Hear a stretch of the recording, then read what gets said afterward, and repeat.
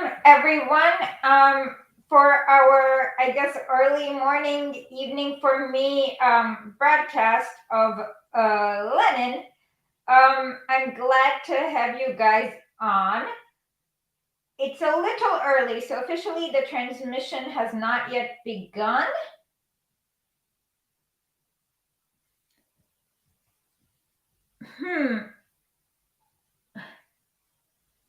Weird. Let me just check if I'm broadcasting.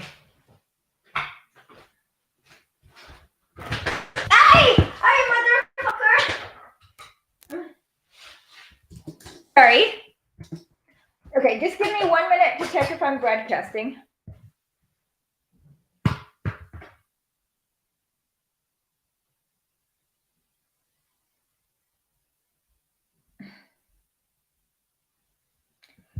Am I broadcasting? Can you see me? If you see me, say yes, say something so that I know I'm broadcasting. Say yes, say something so that I know I'm broadcasting. Okay, I'm broadcasting. Okay. Okay. And I guess we will. Okay, excellent. Let me see if I can move to a better angle without ruining anything.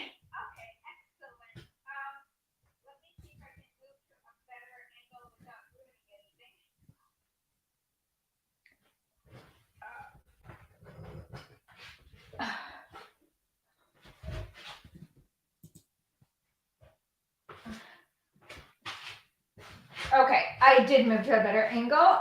And now the one problem is welcome Red Horizon, Strin, Nomo Papo, Stalin Great Meat Ice Cream.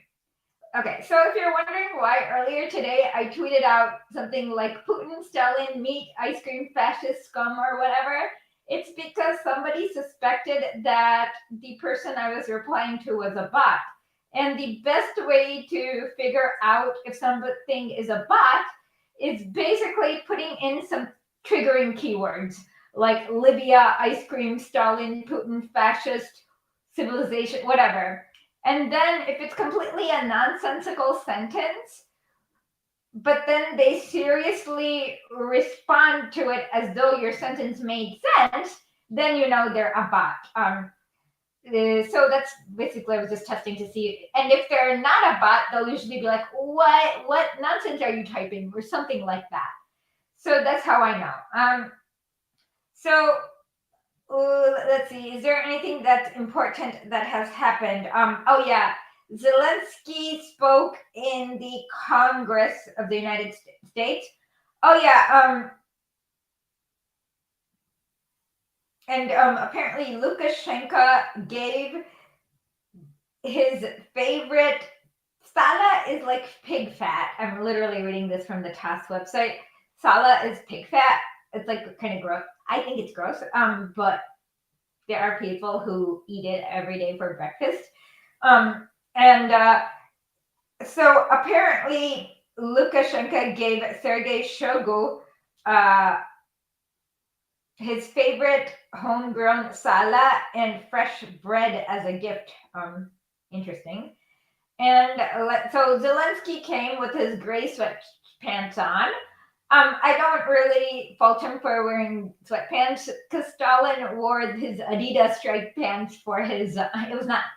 Stalin was before the Adidas striped pants, so he wore these like things that now look like Adidas striped pants for his meeting at the Yalta conference with Roosevelt and Churchill. So that is one thing. The Pentagon has kind of made a wish list. So what they are doing is going to former NATO countries that once had Soviet-style weaponry, and they're kind of asking them to give their weapons to Ukraine, obviously because, well, we know why. The Pentagon is not able to meet their weapons manufacturing demand or whatever. So that is another thing that is going on. And that's about it. So yesterday we began by reading Left-Wing Communism and Infantile Disorder. And we got to about half of it because it's a big book.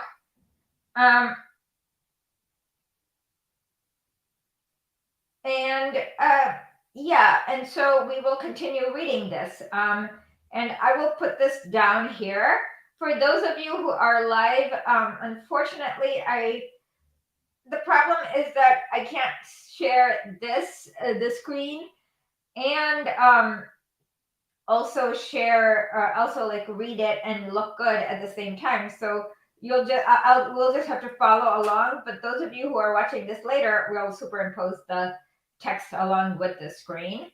So without further ado, we will be starting at, should we participate in reactionary trade unions? So the problem was that the German Communist Party had just lost the Spartacus Revolution. Yeah, so they were at a pretty weak point, and then they wanted to not work in building the strength and trying to build their forces, trying to build a useful resistance. They just kind of wanted to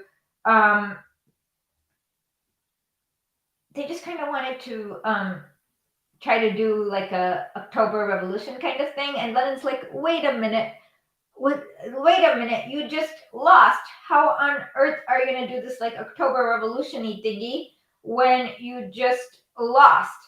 And so he's kind of going through their arguments and telling them what they should do, because Germany at that point had a really strong white movement, as in of bourgeoisie, landlords, just basic death squads like the KKK.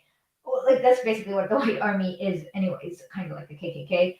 They wanted to restore like a quasi-feudalistic relationship that used to exist before the World War I, and so on. And they did this by murdering peasants or former slaves, etc., slave-like people. So yeah, and Lenin thinks that these people should go gather their forces, look at what's going on, look at the current situation, and then attack.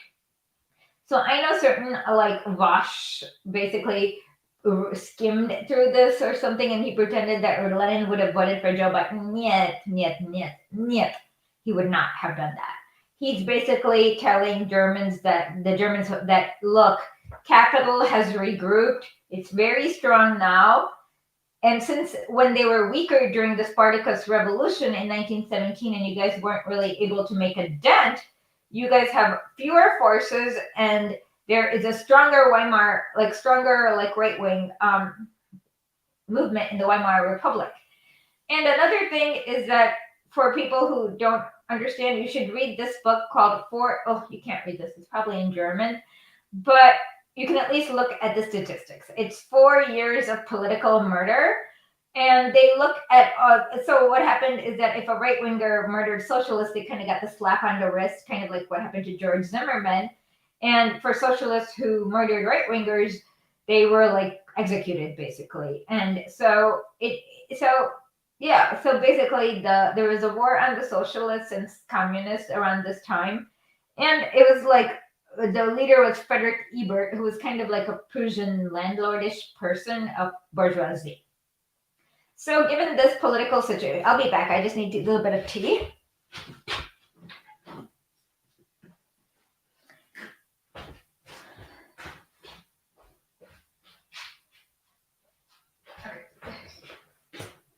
So Nadia said that her German is terrible and that but don't worry.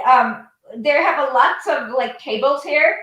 And in this book, so if you can download it from a library, you just look at the tables and you can kind of figure out what the column is. One column is for whites, one column is for socialists, communists, and it's just a lot of statistics. And yeah, so you might not be able to read the prose, but at least look at the statistics on it. So without further ado, yes, I am still in. Okay, so what I've noticed is that Nadia asked what they call the city. So if you go to the Moscow train station, they will call it, literally it says Город Герой Leningrad. So they call it the Heroes Town Leningrad. Heroes Town usually just means that there was some major battle in World War II. And so that's why it's called a Heroes Town. If you go to the Baltic station, they still call it Petrograd. So it's It's all over the place. Everyone calls it by their favorite name, I guess. Okay, so the German lefts consider that as far as they are concerned, can you hear me properly? Just want to make sure my voice is good too, because I forgot to be closer. Now I'm closer to the mic. The German left considered that as far as they are concerned, the question is, should revolutionaries work in reactionary trade unions? The answer is revolutionaries should work anywhere that it's possible, anywhere and everywhere. The German left considered that as far as they are concerned, the reply to this question is an unqualified negative. In their opinion, declamations and angry outcries, such as uttered by K. Horner. K. Horner is the pseudonym for Anton Pannekoek. Pannekoek. I don't know how to pronounce it. Pannekoek? Kook? I don't know. Okay, excellent. Okay. Anton Pannekoek is K. Horner. In particularly solid and particularly stupid, such as uttered by K. Horner in a particularly solid and particularly stupid manner against reactionary and counter-revolutionary trade unions, are sufficient proof that it is unnecessary, even inexcusable, for revolutionaries and communists to work in yellow, social chauvinist, compromising, and counter-revolutionary trade unions of the Legion type. However firmly the German left may be convinced of the revolutionism of such tactics, the latter are in fact fundamentally wrong and contain nothing but empty phrases. To make this clear, I shall begin with our own experience. In keeping with the general plan of the present pamphlet, which is aimed at applying to Western Europe what is universally practicable, significant, and relevant in the history and the present-day tactics of Bolshevism. In Russia today, the connection between leaders, parties, class, and masses, as well as the attitude of the dictatorship of the proletariat and its party to the trade unions, are concretely as follows. The dictatorship is exercised by the proletariat organized in the Soviets. The proletariat is guided by the Communist Party of Bolsheviks, which, according to the figures of the latest party congress, April 1920, has a membership of 611,000. The membership varied greatly both before and after the October Revolution and used to be much smaller, even in 1918 and 1919.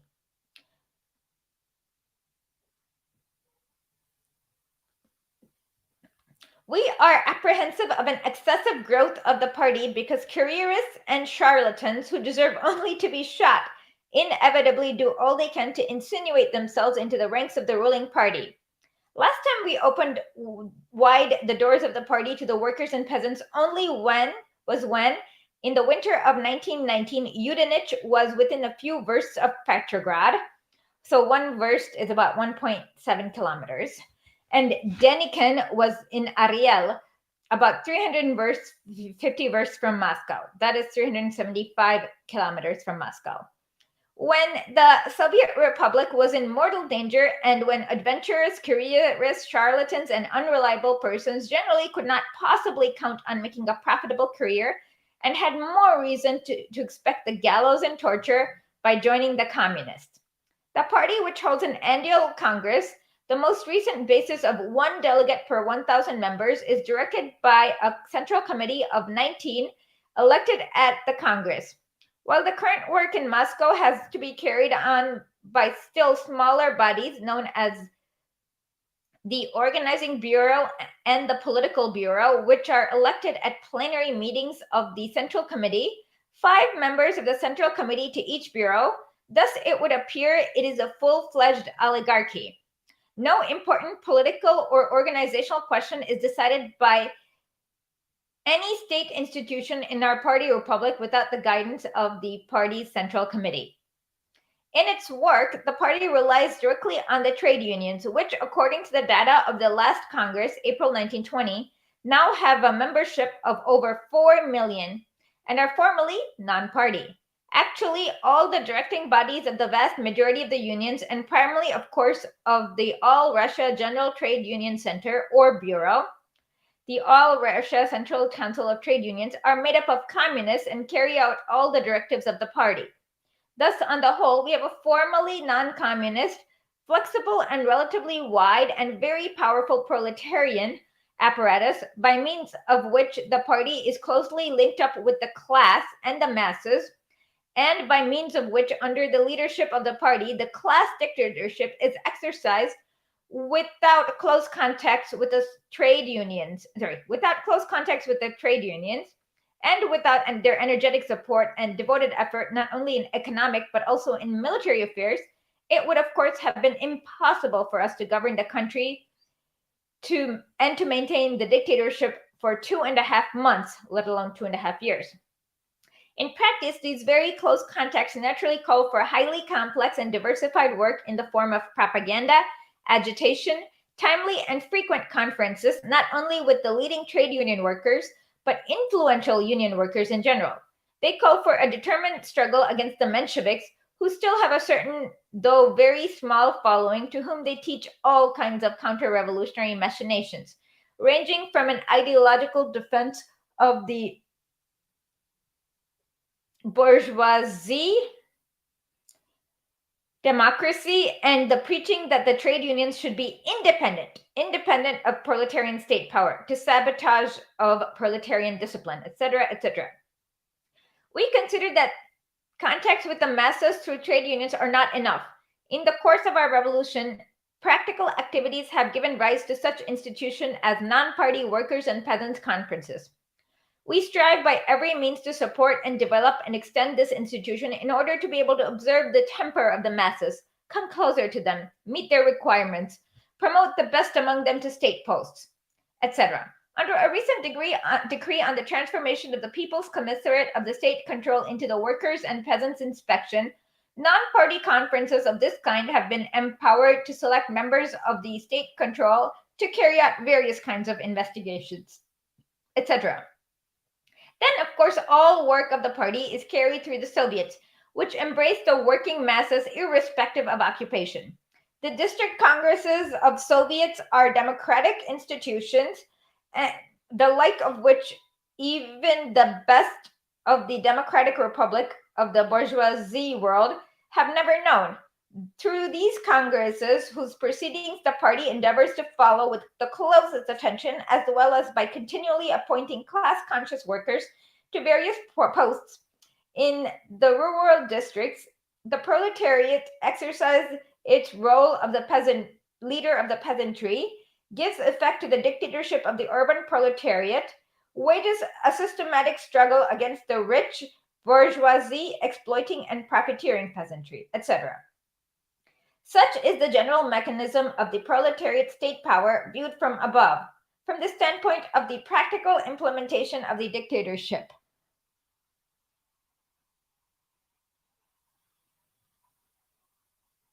We hope that the reader will understand why the Russian Bolshevik has known this mechanism for 25 years and has seen it develop out of small illegal underground circles. Cannot help regarding all this task about from above or from below, about the dictatorship of leaders or the dictatorship of masses, etc., as ridiculous, childish nonsense. Something like discussing whether a man's left leg or right arm is of greater use to him. We cannot but regard as equally ridiculous and childish nonsense the pompous, very learned, and frightfully revolutionary disquisitions of the German lefts to the effect that communists cannot and should not work in reactionary trade unions, that it is permissible to turn down such work, that it is necessary to withdraw from trade unions and create a brand new and immaculate workers' union, invented by very pleasant and probably for the most part very youthful communists, etc. Capitalism inevitably leaves socialism the legacy on the one hand of old trade and craft distinction among the workers, distinction evolved in the course of centuries. On the other hand, trade unions, which only very slowly in the course of years and years can and will develop into broader industrial unions with less of the craft union about them, embracing entire industries and not only crafts and trades and occupations, and later proceed through these industrial unions to eliminate the division of labor among people, to educate and school people and give them all-round development and an all-round training so that they are able to do everything. Communism is advancing and must advance towards that goal, and will reach it, but only after very many years. To attempt in practice today to anticipate this future result of a fully developed, fully stabilized, and constituted, fully comprehensive and mature communism would be like trying to teach higher mathematics to a child of 4. We can and must begin to build socialism, not with abstract human material, but with human material specifically prepared by us, but with the human material bequeathed to us by capitalism. True, this is no easy matter, but no other approach to this task is serious enough to warrant discussion. So what he means here is basically he's trying to make sure that, I mean, you kind of have to work with what you have. So when back then, when a lot of these jobs were still done by artisans, when a lot of these jobs were still done by artisans, and in like capitalism had not come into effect as in artisans, as in people literally molding clay into pots or whatnot. They had, each trade union could be like a separate job. It was more like a guild to keep like people out so that they can kind of preserve their exclusivity and stuff like that. But then capitalism came and just like ruined all these artisans, because it what took like a clay pot maker like a day to make, you can make 10,000 pots in 1 hour. So, but unfortunately, the people's the trade union system did not adapt fast enough to deal with this. And so Lenin is saying, yeah, while some trade unions are reactionary and maybe resistant to change, and they don't really have like a workers' union where it encompasses everyone here, you still need to work with them, because, I mean, you have to meet people where they are and not kind of zoom past them, is what he's saying. Because ultimately, the goal of any communist party is to build a red army. But you can't really say that out loud too much, because that's illegal in most capitalist countries. So the code is organizing. But the secret is, of course, building a red army. Yeah. Trade unions were a tremendous step forward for the working class in the early days of capitalist development, inasmuch as they marked a transition from workers' disunity and helplessness to the rudiments of class organization. When the Revolutionary Party of the Proletariat, the highest form of proletarian organization, began to take shape,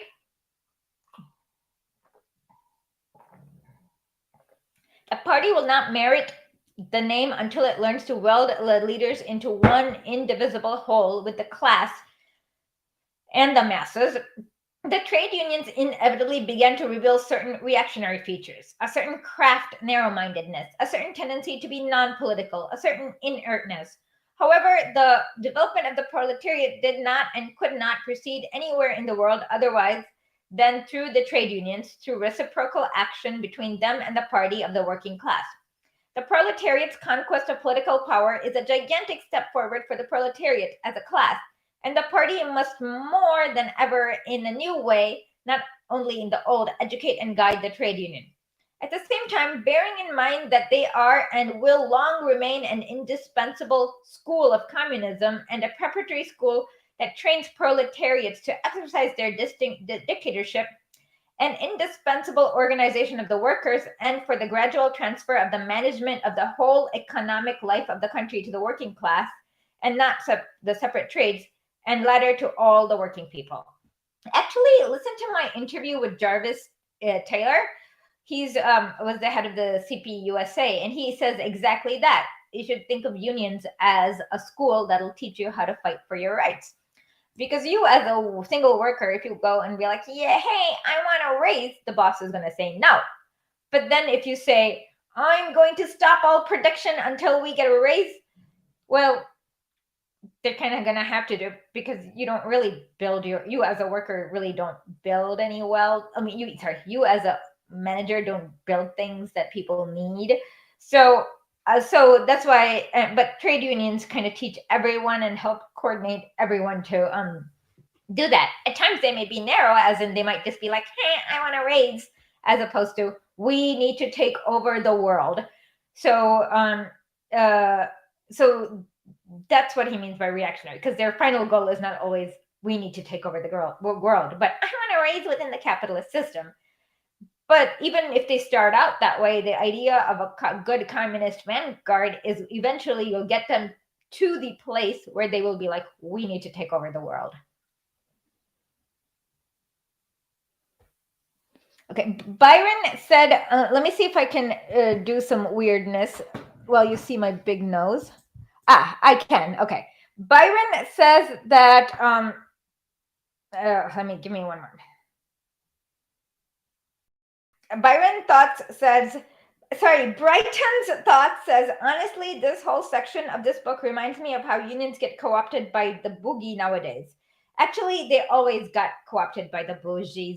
So even in Marx's time, he talks about the labor aristocracy.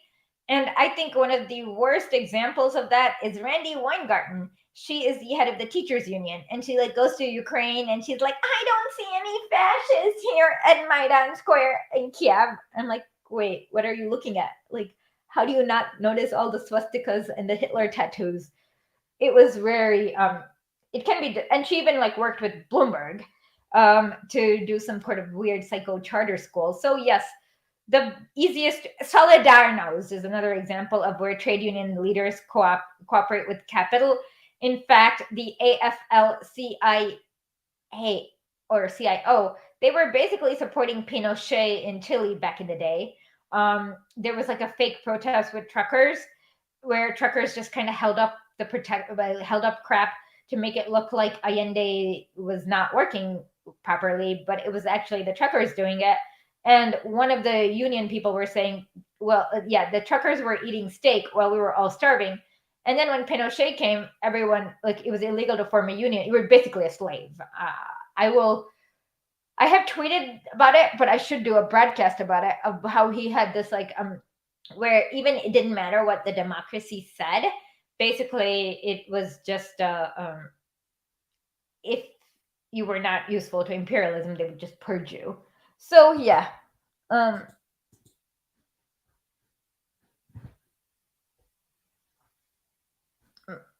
my anti-imperialist party says I had to threaten I was going to leave an agency to get our extensions to keep working there. I didn't want to stop working and take unemployment.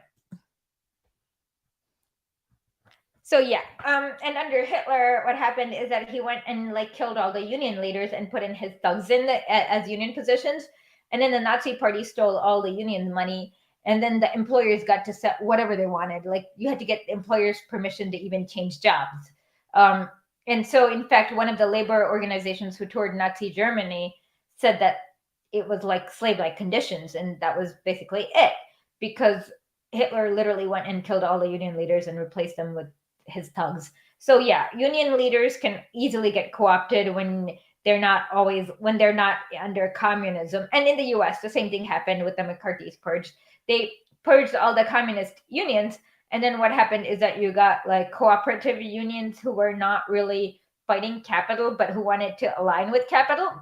So they didn't mind like going to Vietnam and killing everything that moves in Cambodia, etc.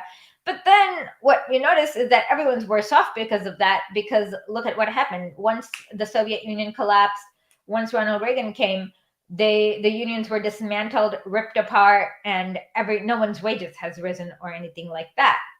So yeah, he's right. So what you'll notice is that somebody says, yes, I have responded to infrared. I had a really painful debate where he didn't know the basic facts. He said that patriotic socialism was important in Germany. And I was like, no. Because Germany, what you have to realize, is like a fake country that was just created by the Allies. They just kind of cut little pieces. The French, British, and the US got together in a dark room in Versailles. And they were like, okay, this little area, we'll just call that Germany. And it was not cut in a way that people's families were respected or people's culture, religion, none of that were respected. So it's hard to kind of feel patriotic for a fake country created by the Allies.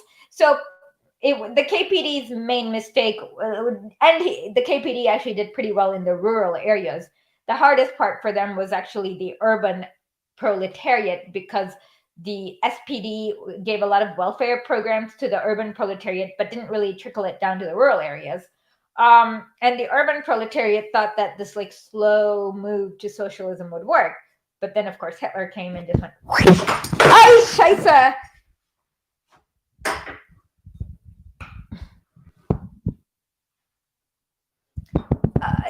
Hold on. Nadia's asked, the truckers yes, there. I have tweeted about this, but one day, when I'm more prepared, I will show you everything. Yes, the truckers convoy was there to help do a coup that put Pinochet in power in the 1970s in Chile. Okay, so let me continue.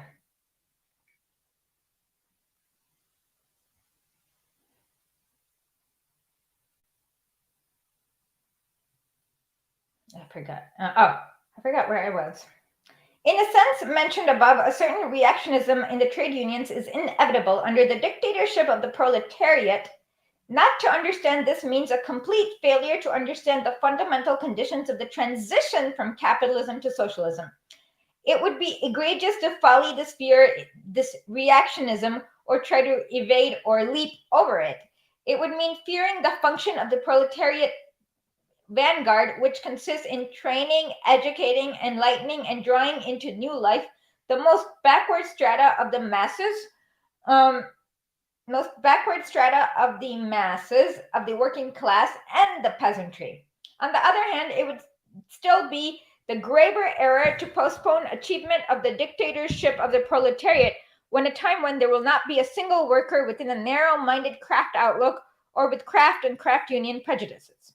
The art of politics and communist correct understanding of his task consists in currently gauging the conditions in the moment when the vanguard of the proletariat can successfully assume power, when it is able, during and after the seizure of power, to win adequate support from sufficiently broad strata of the working class and of the non-proletarian working masses, and when it is able thereafter to maintain, consolidate, and extend its rule by educating, training, and attracting an even broader masses of the working people. So just so we're clear, the peasantry back in Tsarist Russia kind of worked a lot like Uber drivers work right now. They weren't paid wages for hourly tasks. Like if you worked 8 hours at a factory, you got like 10, I don't know, 2 kopecks, I don't know, 4 kopecks, 4 rubles. I really don't know what the wages back then was.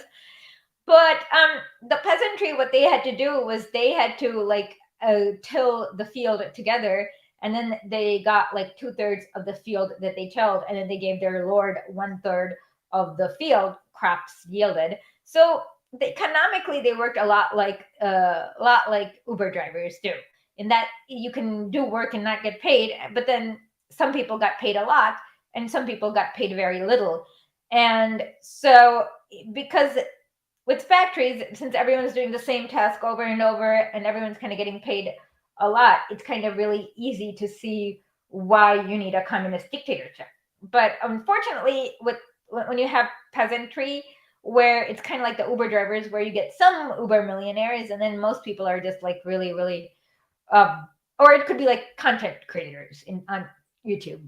They also have an economy a lot like the peasantry, where you have like 5 content creation millionaires, and then you have millions of us just not making enough to make ends meet. So I forgot what I was saying after that. So yeah, it is kind of hard for them to see that they won't be the superstar Uber driver or the content creator. Stalin even talks about this in one of his books. I can't remember. I think it's Anarchism or Socialism. There is a shoemaker who goes to work in the factory, but then he still kind of doesn't really go fully to the factory. It's only temporary because he wants to return to shoemaking, and that's basically his dad.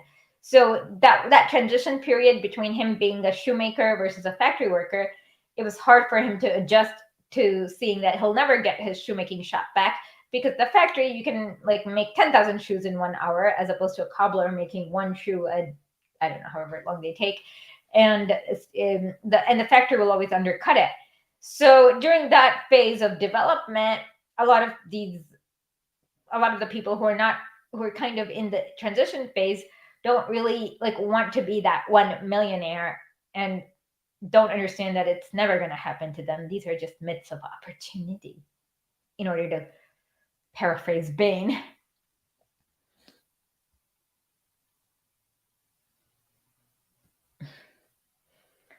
Further, in countries more advanced than Russia, a certain reactionism in trade unions have been and was bound to be manifested in far greater measure than in our country.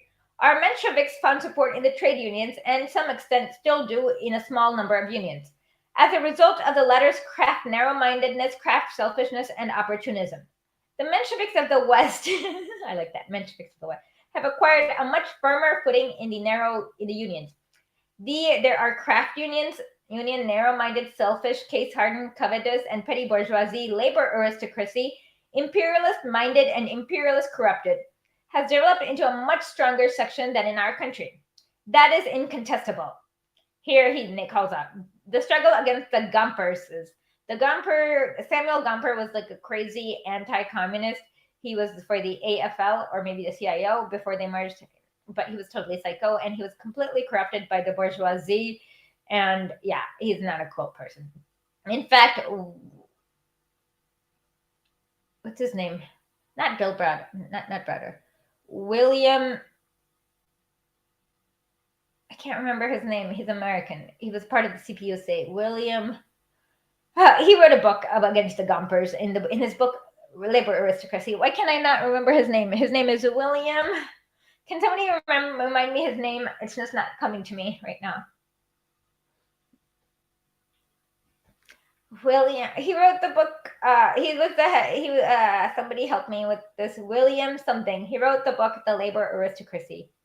No, not Browder. Earl Browder was a different person. William something. Let me just Google it or index it.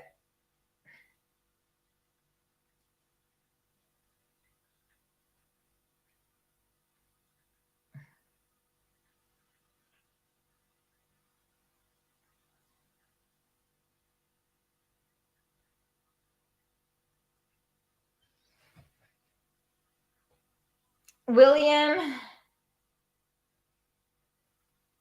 The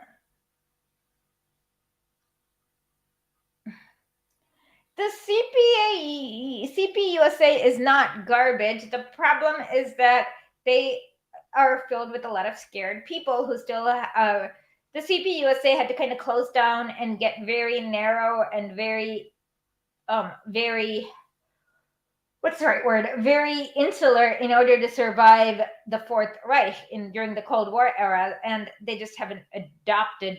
And so it's not garbage. It's just that you guys need to go. They still use democratic centralism.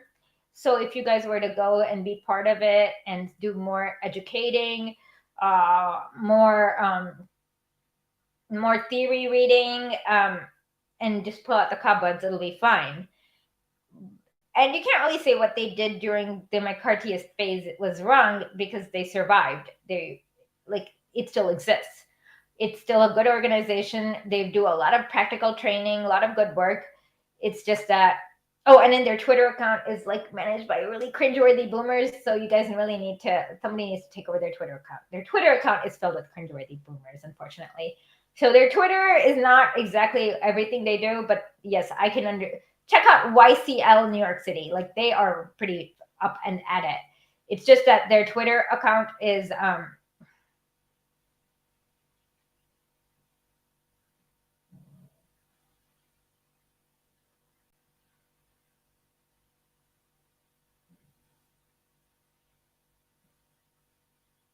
hold on, I'm still trying to figure out. William Z. Foster. Yes, it's William Z. Foster. I don't know why his name. William Z. Yeah, he wrote The Labor Aristocracy. It's a good book, so check that out. Okay, Gumpers and against Juha Henderson's Merhein's Legions and Co. In Western Europe, it is much more difficult than the struggle against our Mensheviks, who are in absolutely homogeneous social and political type. This struggle must be waged ruthlessly, and it must be unfailingly be brought, as we brought it, a point where all incorrigible leaders of opportunism and social chauvinism are completely discredited and driven out of trade unions. Political power cannot be captured, and the attempt to capture it should not be made until this struggle has reached a certain stage. This certain stage will be different in different countries and in different circumstances. It can be correctly gauged only by thoughtful, experienced, and knowledgeable political leaders of the proletariat in each particular country. In Russia, the elections of the Constituent Assembly in November 1917, a few days after the proletarian revolution of October 25, 1917, were one of the criteria of the successes of this struggle. In the elections, the Mensheviks were utterly defeated. They received 700,000 votes, 1.4 million if the vote of Transcaucasia is added, and against the 900 million votes polled by the Bolsheviks. See my article, The Constituent Assembly and the Dictatorship of the Proletariat in Communist International number 7-8. We are waging a struggle against the labor aristocracy in the name of the masses of the workers, and in order to win them over to our side, we are waging the struggle against the opportunist and socialist chauvinist leaders in order to win the working class over to our side. It would be absurd to forget this most elementary and self-evident truth. Yet it is very absurd that the German left communists perpetrate when, because of the reactionary and counter-revolutionary characters of the trade union top leadership, they jump to the conclusion that we must withdraw from the trade unions and refuse to work in them and create new and artificial forms of labor organization. This is so unpardonable a blunder that it is tantamount to the greatest service the communists could render the bourgeoisie.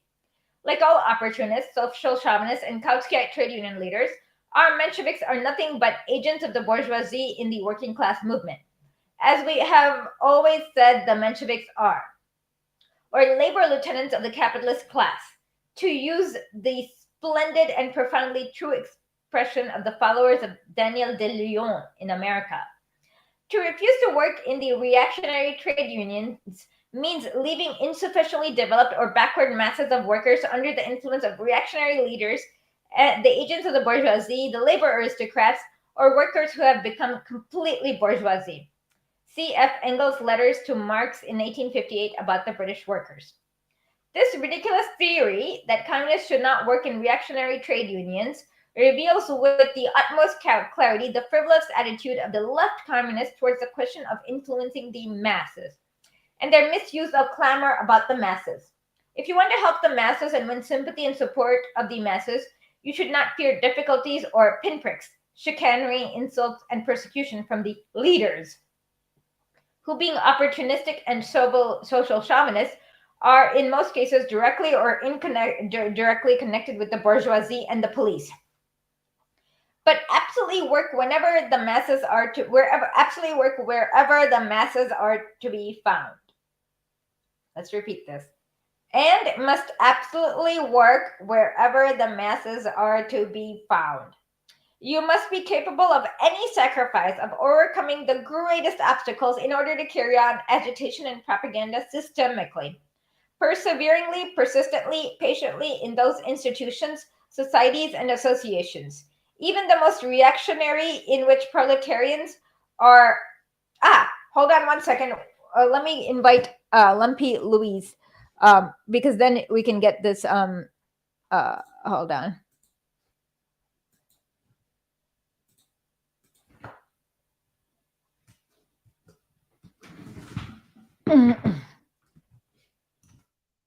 Now we can get, when she comes, she's my producer. When she comes, she can help with the screens.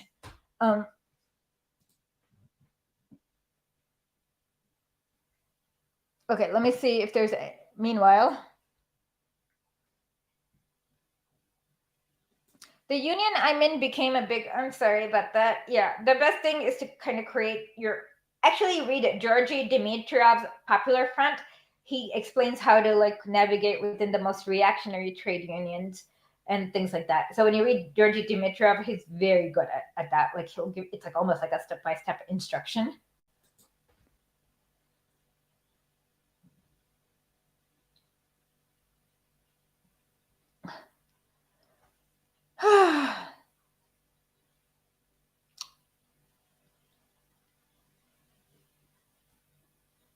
Yeah, she's the one who organizes any of my interviews, all of them.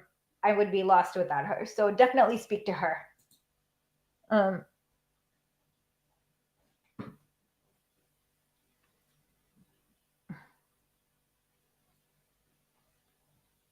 I don't like to use the I don't know how I feel. I don't even care about the term post. Thank you so much. Where is she? Where is she? Where? Ah. Okay, we are reading Left Wing Communism and Infantile Disorder. Let me open that up. Okay, let me send you where we are, and that way, yeah. Okay. So then you and not because I'm in a not in a good angle for my light, I can't really see the screen. So if you could also pick out a few choice comments, it would be great. Okay. So let me chat. I'm a little echoey, and I don't know why on my I can hear it on my end. We can't hear it here. I can't hear it here. All right, I think it's better now. Okay. Okay, so you're doing reading, and I'll go through the Yeah. doing it. Okay.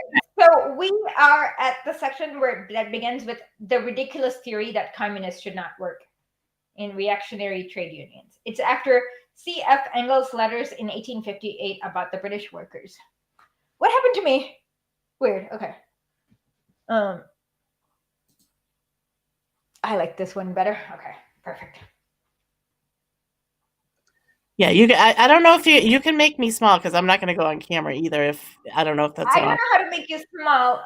Because if I make you small, what's going to happen is that your voice will disappear. Yeah. No, this is fine. This is much better. Okay, let's just do it. Let's just keep it this way. Because I haven't figured out all the tricks and trades of Melon app. Yeah, I think there's new stuff too, and I haven't been in it for a while, so it's been a little bit. Guys. Yeah, I only have had a stable internet connection in an apartment and not being in a war zone for like 2 weeks. So I know. It's been a while. But. Yeah. So yeah, so it's kind of hard to be on the internet in the war zone when you don't even have power every day or water. Oh my God. I'll tell you about the water problem where we didn't have water in Lugansk and I accidentally turned on the water. And then my neighbor, oh my God, it was so awful. It felt so bad. It leaked. He was an old man and it leaked down to his floor. But then I dried it up and then luckily the power came back in his apartment. It was 5 a.m. It was scary. So yeah, let me finish. Let me get some more tea in the meanwhile. Okay. Hello, everyone. Oh man. All right. I'm sorry. I'm just waking up, so I'm a little. Yeah, I was in Lugansk for about. Somebody asked, was I? Yes, I was in Lugansk for about a month. I collected a lot of information. I was in the war zone. I almost got shot at a bridge by the Ukrainian army. Somebody from the Ukrainian side, because they didn't want me to interview this old guy who was saying how the Ukrainian army burnt down his brother's house. His brother used to live here, but he had to, and how he hadn't, like, halfway through that interview, they started shooting near, and then the taxi driver was like, come on, you have to come back in. And so I just pulled my thing down halfway through the interview. So yeah, I was in Lugansk for a whole month. Brighton's. I can't read the whole thing because I'm not in charge here, so I can't put up the thing. But how do I make you in charge? I don't know. Can you switch me over so that I can pull up? Can you log in as me? I don't think I know. Okay, I have to send your email. Okay. Okay. You don't have my pass. Okay. I don't. You can't. Now we can't do it probably today, but they were asking about your flower wallpaper. They like your flower wallpaper. My flower wallpaper. Where's my flower? Oh, okay, excellent. I thought the real wallpaper, not fake wallpaper. Okay. In this case, can you just in this case, I will continue reading. We'll put since it's live, we can put the text in later for the tape delay people. Yeah. We just keep an eye on the comments and tell me if I accidentally read wrong. Okay. Okay. Okay. And of course, if you have any good comments while I'm explaining this, it would be okay. This ridiculous theory that communists should not wait. Hold on. Let me finish getting tea before I start. Oh, Asha. See, she hasn't changed. She goes to retro. She's still Asha. It's great. Okay.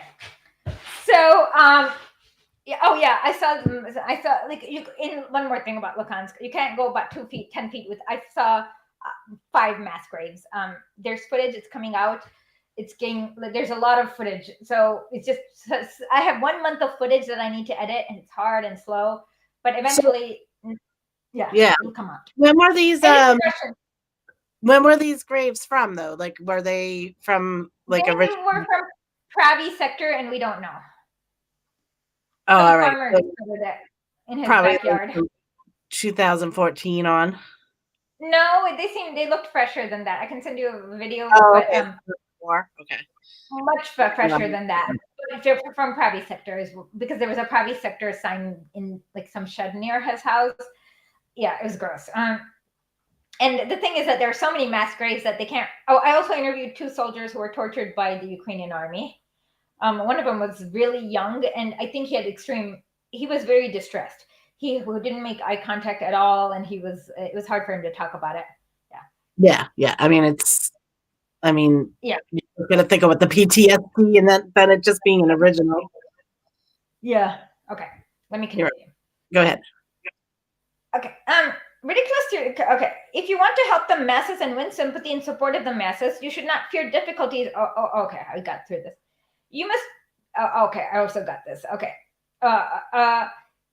You must be capable of any sacrifice of overcoming the greatest obstacles in order to carry on agitation and propaganda systemically, perseveringly, persistently, patiently in those institutions, societies, and associations, even the most reactionaries, in which the proletarian or the semi-proletarian masses are to be found. Trade unions and the workers' cooperatives, the latter sometimes at least, are the very organizations in which the masses are to be found.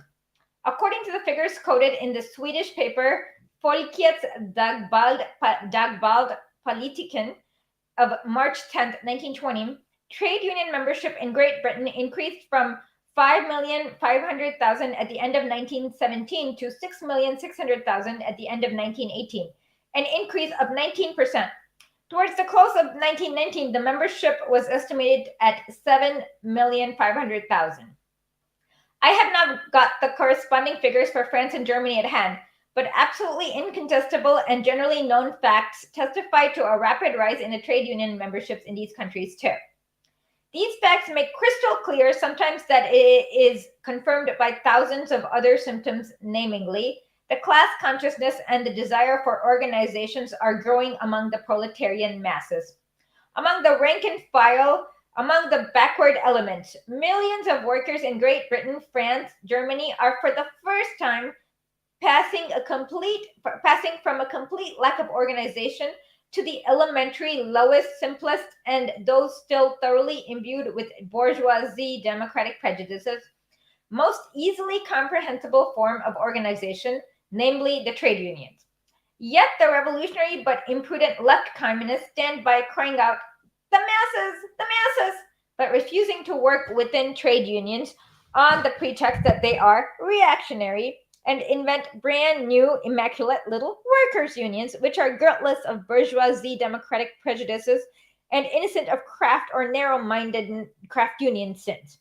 A union which they claim will be a broad organization. Recognition of the Soviet system and the dictatorship will be the only condition membership. See passage quoted above. It would be hard to imagine any greater ineptitude or greater harm to the revolution than that is caused by the left revolutionaries. Why, if we are in Russia today, and after 2.5 years of unprecedented victories over the bourgeoisie of Russia and the Entente, were to make the recognition of the dictatorship a condition of the trade union membership, we would be doing a very foolish thing, damaging our influence among the masses and helping the Mensheviks. The task of devolving on communists is to convince the backward elements to work among them, not to fence themselves off from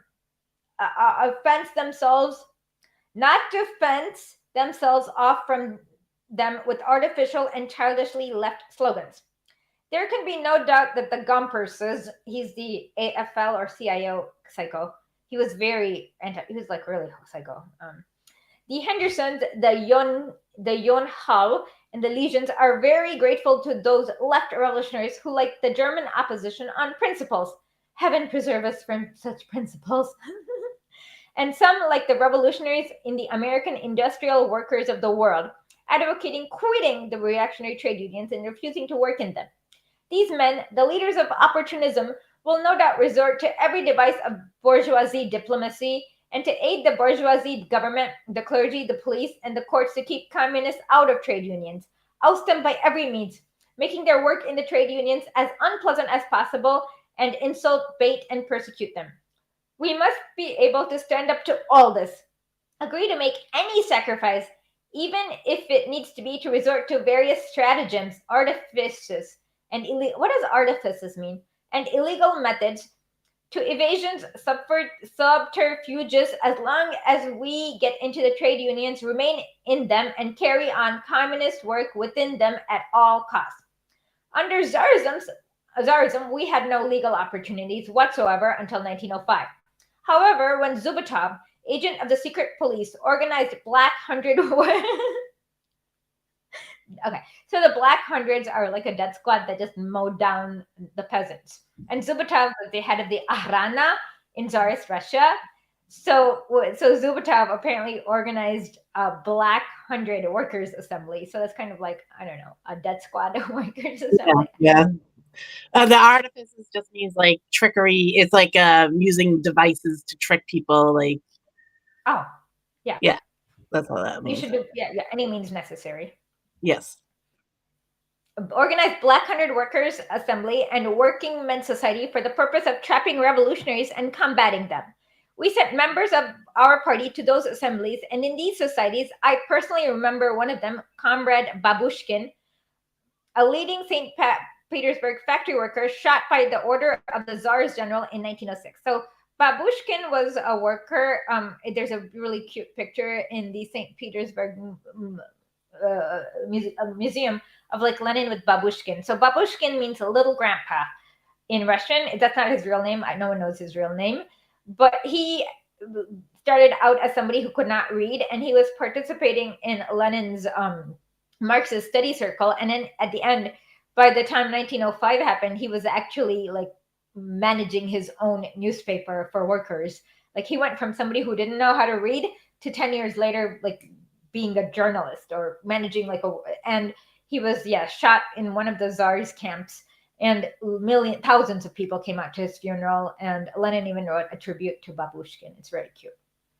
They established contacts with masses and were able to carry on their agitation and succeeded in wresting workers from the influence of Zubetov's agents. Of course, in Western Europe, which is imbued with the most deep-rooted legalistic, constitutionalist, and bourgeoisie democratic prejudices, this is more difficult of achievement. However, it can and must be carried out, and systematically at that. The Executive Committee of the Third International must, in my opinion, positively condemn and call upon the next Congress of the Communist International to condemn both the policy of refusing to work in reactionary trade unions in general, explaining in detail why such refusals is unwise and what harm it does to the cause of the proletarian revolution, and in particular, the line of conduct of some members of the Communist Party of Holland who, whether directly or indirectly, overtly or covertly, wholly or partly, it does not matter, have supported this erroneous policy. The Third International must break with the tactics of the Second International. It must not evade or play down points at issue, but it must pose them in a straightforward fashion. The whole truth has been put squarely to the independents. The whole truth must likewise be put squarely to the left communists. So he's bringing up Panakoic there, right? Yeah, Horner is Panakoic's pseudonym.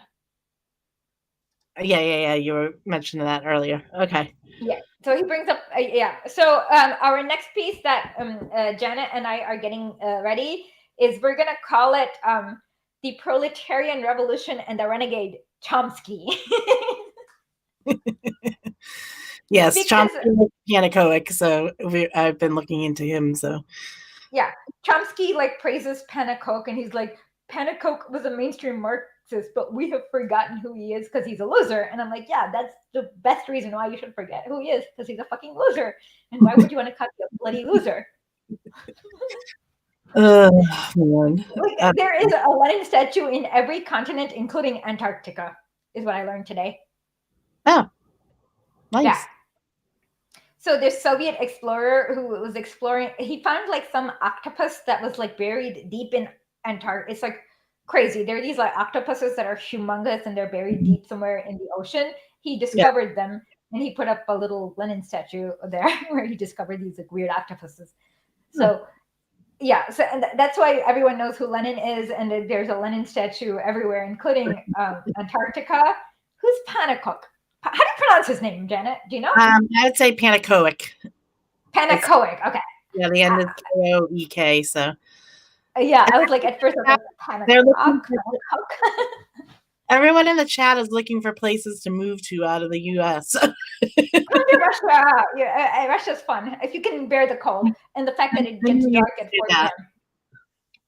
The Antarctica, we were talking about how there is a Lenin statue in Antarctica. That's why. In every continent, including Antarctica. Yeah. And Antarctica doesn't even have people living there, except for scientists. Yeah. So that shows you how important Lenin is to the world history versus this guy that Chomsky was like really impressed with. Okay. What chapter is this? Should we work?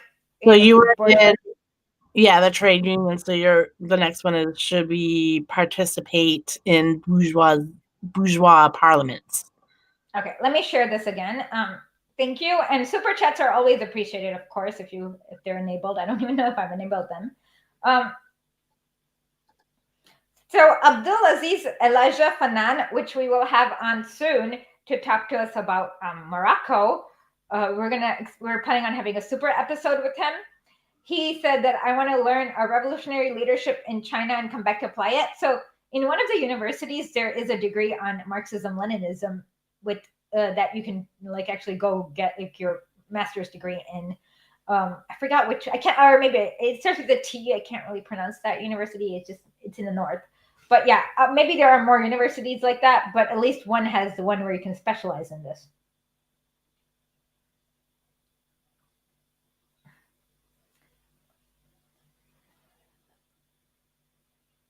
So yeah, we need everyone.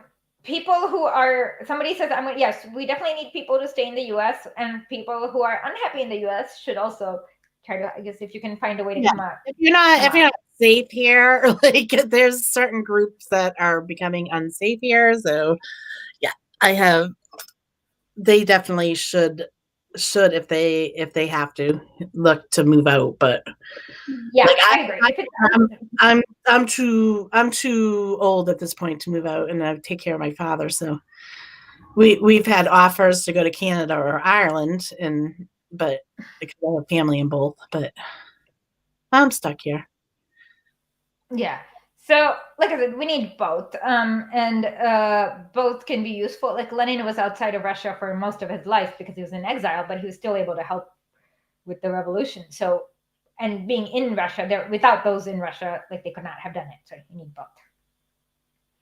Should we participate in bourgeoisie parliaments? It is with the utmost contempt and the utmost levity that the German left communists reply to this question in the negative. Their argument? In the passage quoted above, we read, all reversion to parliamentary forms of struggle, which have become historically and politically obsolete, must be emphatically rejected. This is said with ridiculous pretentiousness and is patently wrong. Reversion to parliamentarianism? Forsooth. Perhaps there is already a Soviet Republic in Germany. It does not look like it. How then can one speak of reversion? Is this not an empty phrase? parliamentarianism has become historically obsolete. This is true in the propaganda sense. However, everyone knows that this is still a far cry from overcoming it in practice. Capitalism could have been declared with full justice to be historically obsolete many decades ago, but that does not remove the need for the very long and persistent struggle on the basis of capitalism. That is very, very long and further persistent. Parliamentarianism is historically obsolete from the standpoint of world history, i.e., the era of bourgeoisie parliamentarianism is over, and the era of this proletarian dictatorship has begun. That is incontestable. But world history is counted in decades. 10 or 20 years earlier or later makes no difference when measured from the yardstick of world history, and I guess sometimes centuries. From the standpoint of world history, it is a trifle that cannot be considered even approximately. But for that very reason, it is a glaring theoretical error to apply the yardstick of world history to practical politics. Is parliamentarianism politically obsolete? That's quite a different matter. If that were true, the position of the left would be a strong one. But that has proved to be by a most searching analysis, and the lefts do not even know how to approach the matter. In the thesis on parliamentarianism, published in the Bulletin of the Provisional Bureau in Amsterdam of the Communist International No. 1, February 1920, such obviously expressing the Dutch left or left Dutch strivings. Why does he do Dutch left or left Dutch? I don't understand. The analysis, as we shall see, is hopelessly poor. So when the German left said parliamentarianism is obsolete, they literally wanted to pick up a gun and go bang, bang, bang and take over power. And Lenin's like saying, wait a minute, you guys literally lost a few years ago, like 2 years ago, when you tried to do that, and you killed so million, thousands died. So how do you expect to do that when their army is stronger and your army is weaker? You need to I feel like it's like Lenin won by the way that Lenin won. And then all these other people are like, oh no, we should have done it this way. But there was proof there it wasn't going to work. And they could go back to the Paris Commune to show, like why Lenin had to do what Lenin did. Like and as you know, I come more from an anarchist, like I can understand this whole thing and them fighting about doing it peacefully through the parliament and stuff like that when we've never had a stronghold in the parliament. And especially if you look now in the United States, we definitely don't, there is no left politics in our government. Like they're not there. So like, it just makes sense. So yeah. Tell me which color looks best.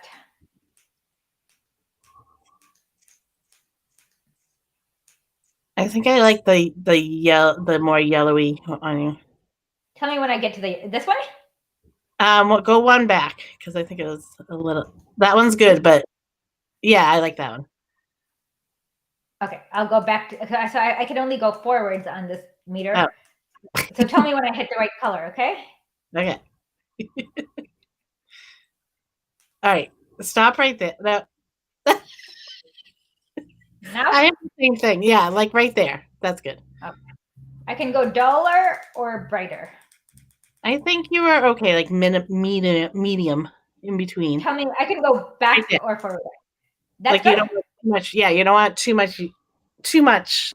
But yeah, that's good. Okay, perfect. Yeah. And Lenin even always recognizes that each country you kind of need to do it a little differently, and that's been true. Cuba did it way differently than Bolivia, and Venezuela, but they all managed to do it. Like so, in Bolivia, Evo Morales came to power via parliamentarianism, but then when he was doing the Constitution's Assembly, he had to fight in like right-wing death squads, and the U.S. like putting in like fascist MERS to assassinate him and stuff like that. So the violence came after he won. Well, that's what I'm saying too. Is like why everyone fights about.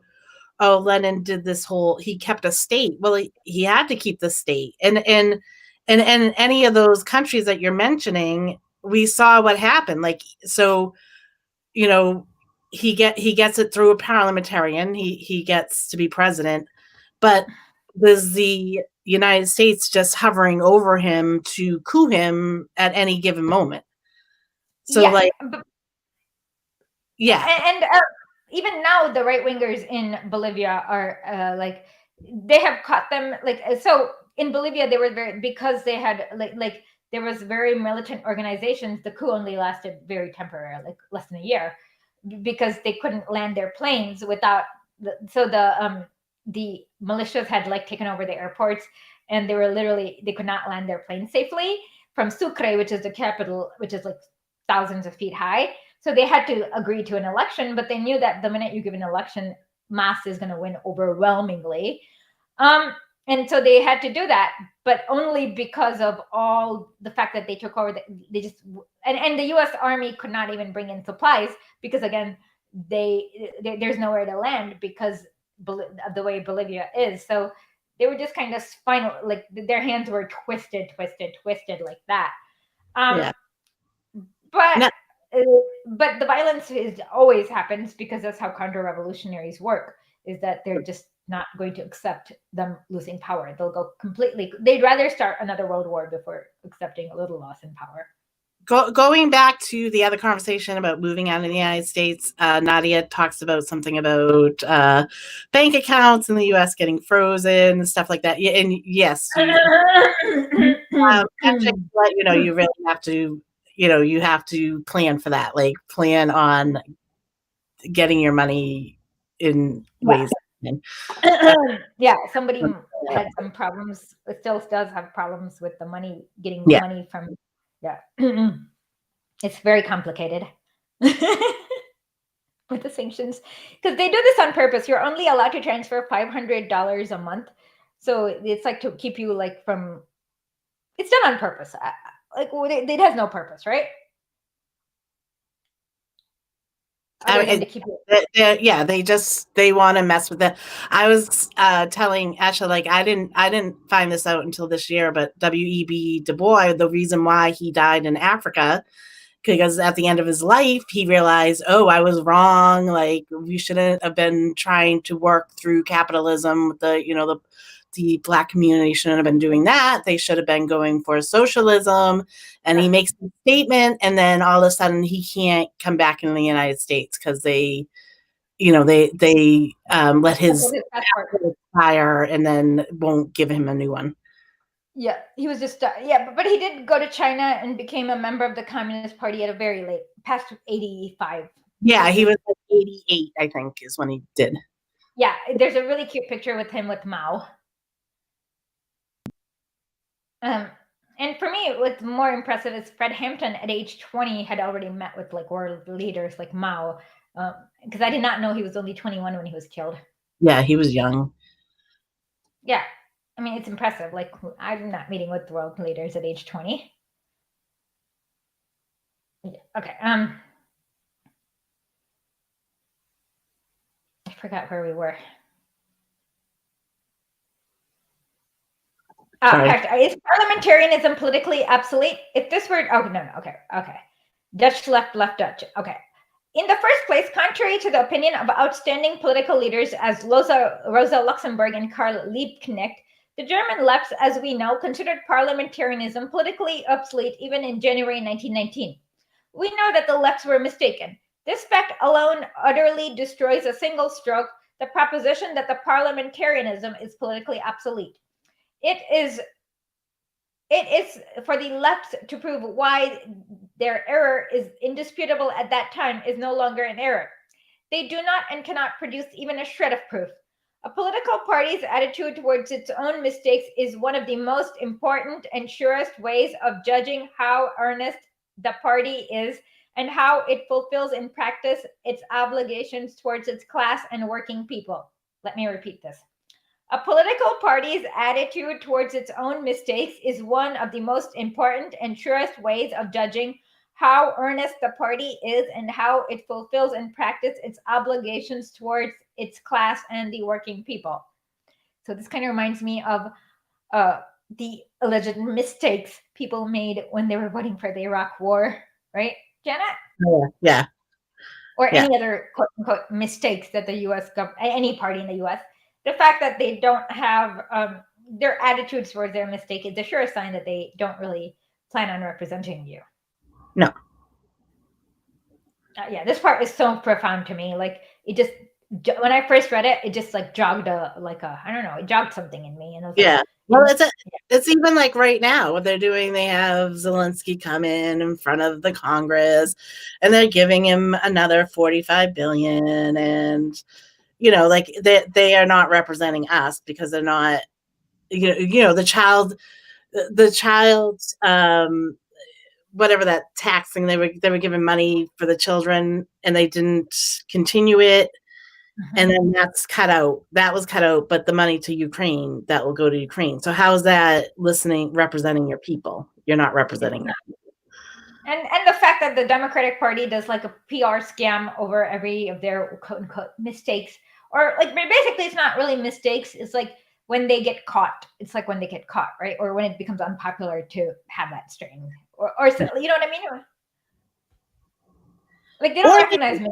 Or they throw it at another, like the same damn thing they do, they throw at another country. They're like, oh, that country doing that. And it's like, okay, but that's what you were just doing. Yeah. Yeah, I mean, or they sometimes blame it on, like, it's like the Republicans forced me to vote for the war. Oh, yeah. No, they did not. They did not hold a gun to your head. You chose to do it. Or the parliamentarian wouldn't let us, or that's the worst excuse ever. Since when have you ever listened to the parliamentarian? You have not. To be honest, I wasn't even sure there was a parliamentarian. Yeah, that's bullshit. Like that's the biggest bullshit they came up with when they had enough votes to like allow minimum. That was bullshit. It's ridiculous. Yeah, they came up with like fake procedural things, and we really know that when you really want to, like, you can totally do anything you want, at like legally speaking, because Lenin on day one had the decree on land, bread, and peace. Yeah. Well, it's like it doesn't fit into the laws. Well, you guys are the ones that wrote the laws, so change them. Why don't you may pass a new law abolishing the parliamentarian, because you have the majority in the Senate? You can do that. Exactly. Or the filibuster. Okay, so when they're like in a republic, like you only need 51 votes to nuke the filibuster anytime you want to. Okay. Frankly, acknowledging a mistake, ascertaining the reasons for it, analyzing the conditions that have led up to it, and thrashing out the means of its rectification. That is the hallmark of a serious party. Let me repeat that. Frankly, acknowledging a mistake, asserting the reasons for it, analyzing the conditions that have led up to it, and thrashing out the means of its rectification.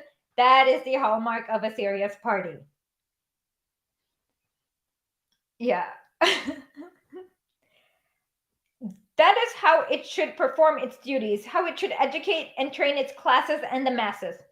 By failing to fulfill this duty and give the utmost attention and consideration to the study of their patent error, the left in Germany and in Holland have proved that they are not a party of a class, but a circle, not a party of masses, but a group of intellectualists and a few workers who ape the worst features of intellectualism.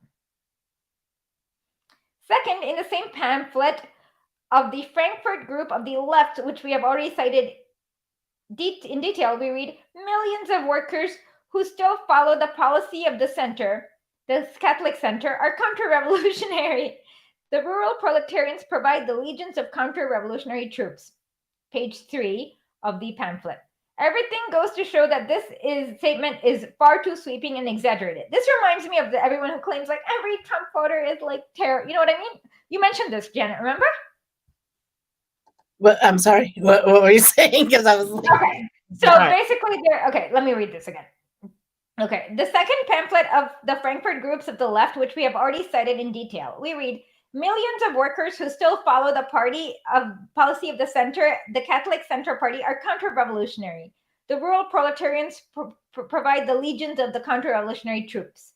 Everything goes to show that this statement is far too sweeping and exaggerated. So remember when you mentioned that somebody said that the railroad workers were Trump voters or something crazy like that? Yeah. This reminds me of that.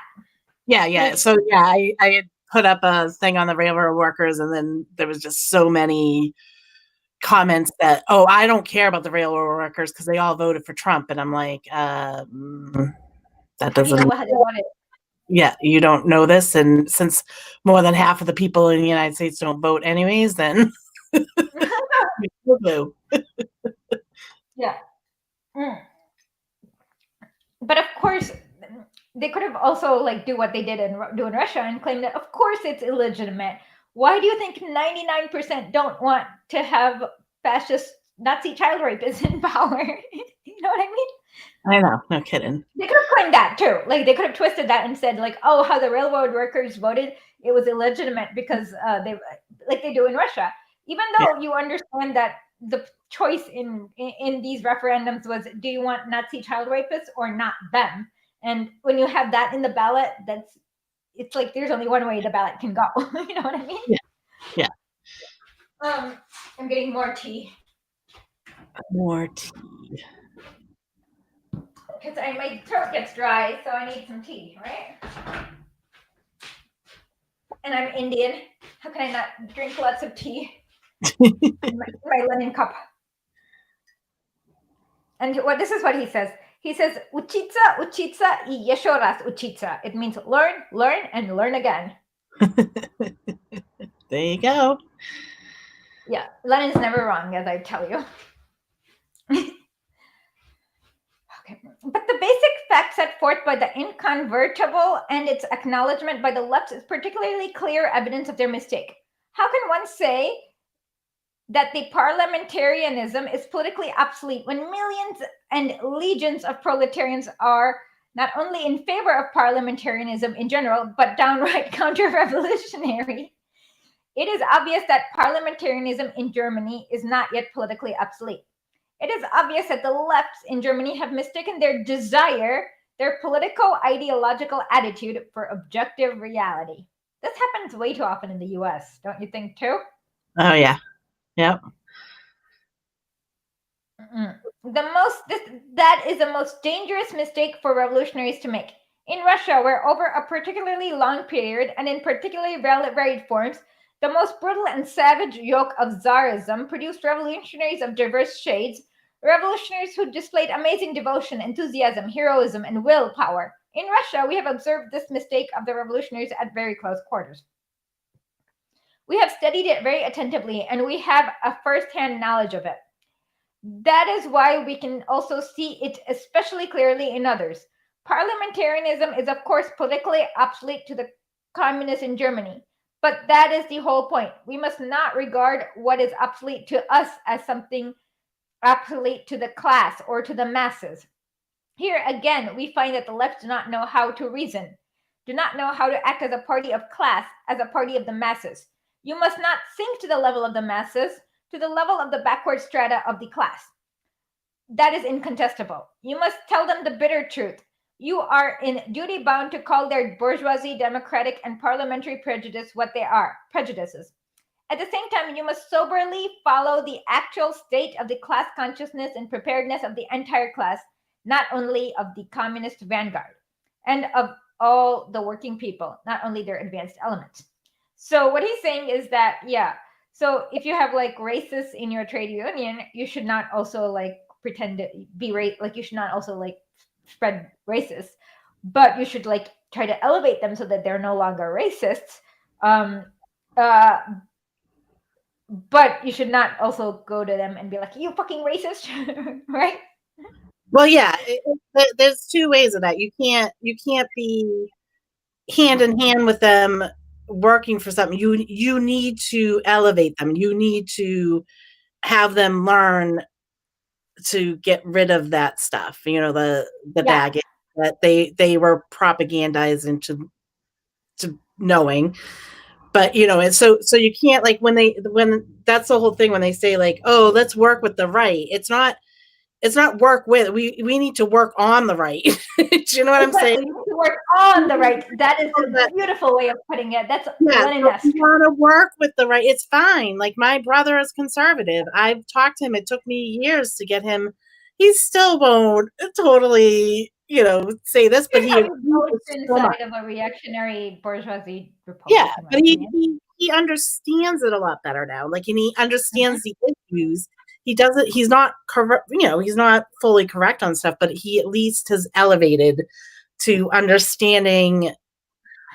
Like the healthcare. Like healthcare was a big one that I had to work Yeah. on him with because he didn't believe that we should get healthcare for free, and that took me years. As he has a sister who's disabled, and he didn't believe that. It's whatever.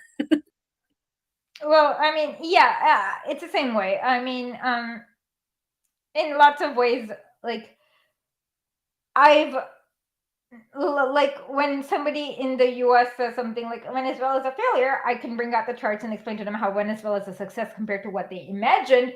But if you go look at a snapshot right now, it won't look as nice as the US because they haven't been looting the world for hundreds of years. But compared to 1989, Venezuela is like leaps and bounds better. Like Oh yeah, that's what and I usually. any of that. You look at any of these countries that they say are horrible, Cuba, or even like under the Soviets and stuff like that. Or If you, even Russia right now. huh? I said, or even Russia right now. Oh, Russia Compared right to, now. I mean, so for people in Lugansk, compared to what they were subjected to for the past 8 years, yeah, Russia is a vast improvement. It's not the yeah, Soviet Union, but it's still a vast improvement. yes, and I mean, it can't like maybe the stuff is not perfect. Of course, it's not perfect. I mean, you're living with Mhm. millions of humans. I mean, we're not going to get everything perfectly right, but like if you can look at a country and it's bettered itself over the years of trying to move away from capitalism, trying to move away from the being stuck on the imperialism of other countries, you notice that they end up doing better for their people, like Yeah. while there. And even when the leaders don't start off as socialists, like Fidel Castro didn't start, Che Guevara did, but Fidel Castro didn't start out. He just kind of wanted a democratic country that's representative of the people. And he just went with the flow. It became socialist. You know what I mean? Yeah, yeah, As long as you build a mechanism to listen to the will of the people, the people will always take you to socialism. yes, Um, Even if only a fairly large minority of the industrial workers and not millions of legions follow the lead of the Catholic clergy, and similarly, a minority of rural workers follow the landowners and kulaks, Grossbauern, big farmer, it undoubtedly signifies that parliamentarianism in Germany has not yet politically outlived itself. That participation in parliamentary elections in the struggle on the parliamentary rostrum is obligatory on the part of the revolutionary proletariat, specifically for the purpose of educating the backward strata of its own class. As for the purpose of awakening and enlightening the undeveloped, downtrodden, and ignorant rural masses, whilst you lack the strength to do away with bourgeoisie parliaments and every other type of reactionary institutions, you must work within them because it is there that you will find workers who are duped by the priests, stultified by the conditions of rural life. Otherwise, you risk turning into nothing but windbags. The third, the left communists have a great deal to say to praise of us Bolsheviks. One sometimes feels like telling them to praise us less and try to get a better knowledge of the Bolshevik tactics. We took part in the elections to the Constituent Assembly, the Russian bourgeoisie parliament in September to November of 1917.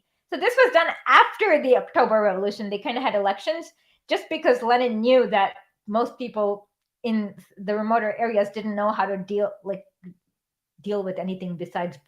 I'll read this. Were our tactics not correct? If not, then this should be clearly stated and proved, for it is necessary in evolving the correct tactics for international communism. If they were correct, certain conclusions must be drawn. Of course, there can be no question of placing conditions in Russia on par with the conditions in Western Europe. But as regards the particular question of the meaning of the concept that parliamentarian has become politically obsolete, due account should be taken of our experience. For unless concrete experience is taken into account, such concepts very easily turn into empty phrases.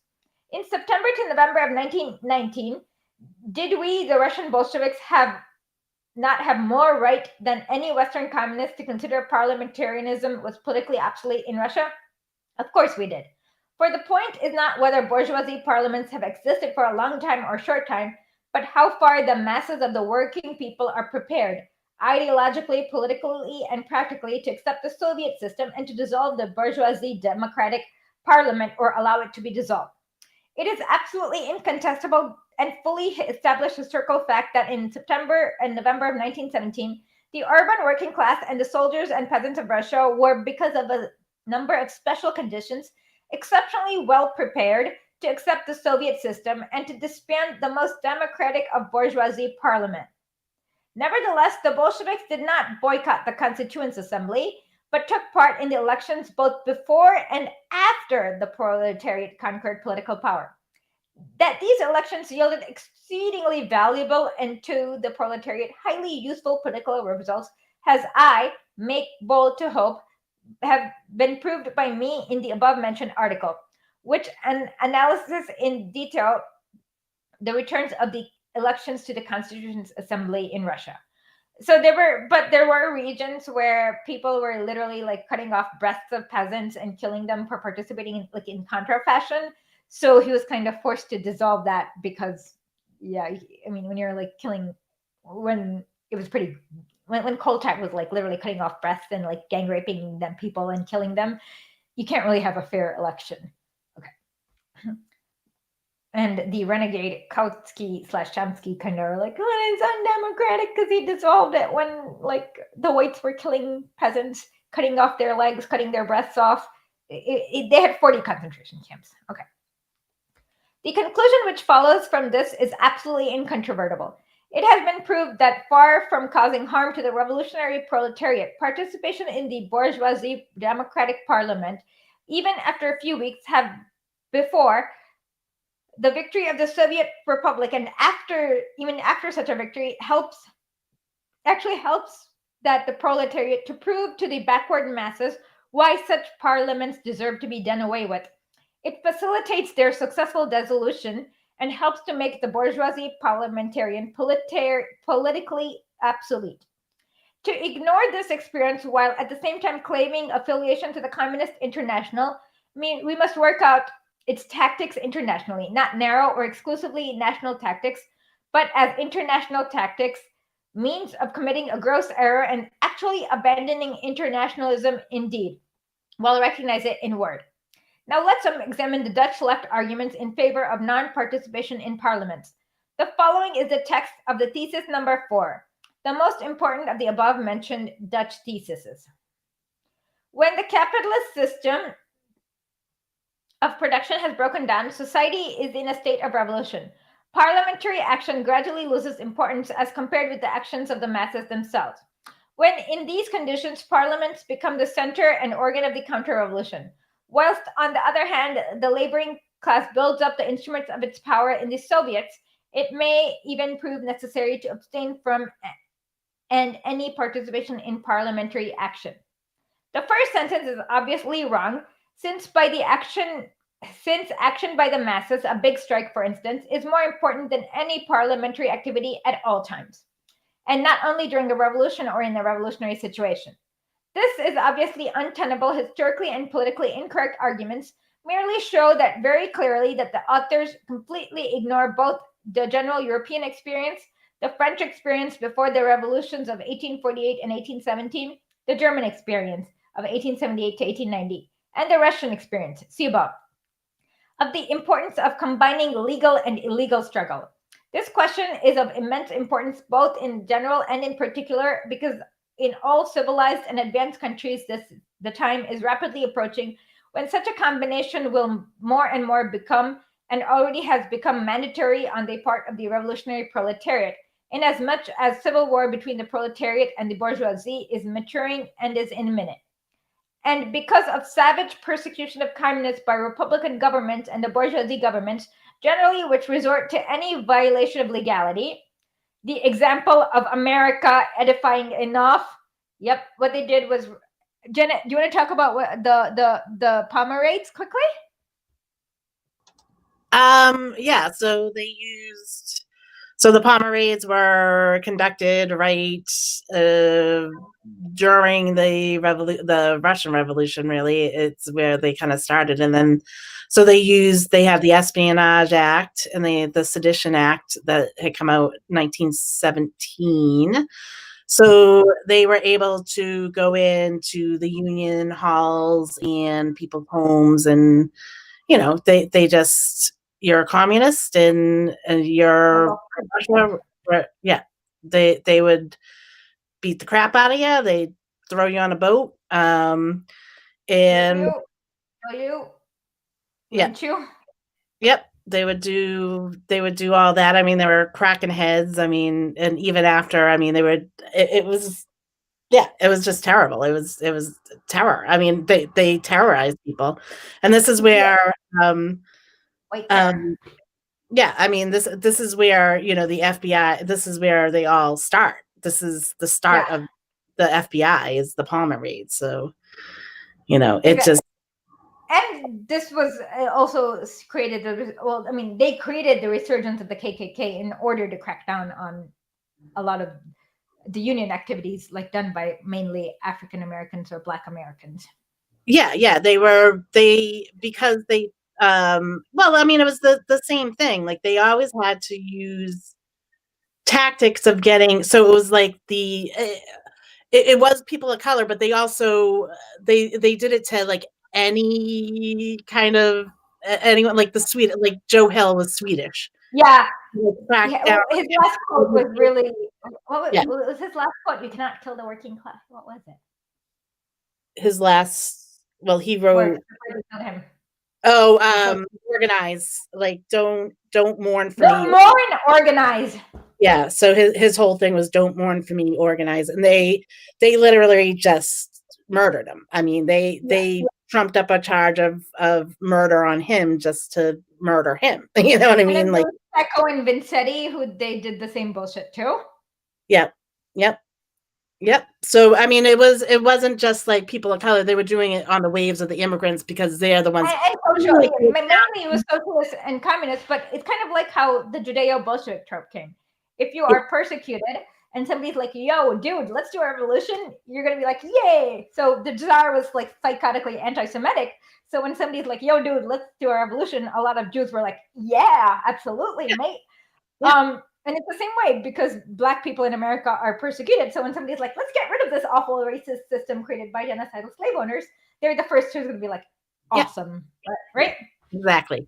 So like that is why you did. I mean, you have like the Black Panthers come out. Like you have a lot of people of color in the United States that lean towards like communism and stuff like that because of that fact.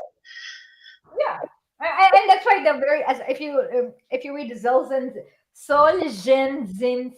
I can't do his name ever. I don't know why.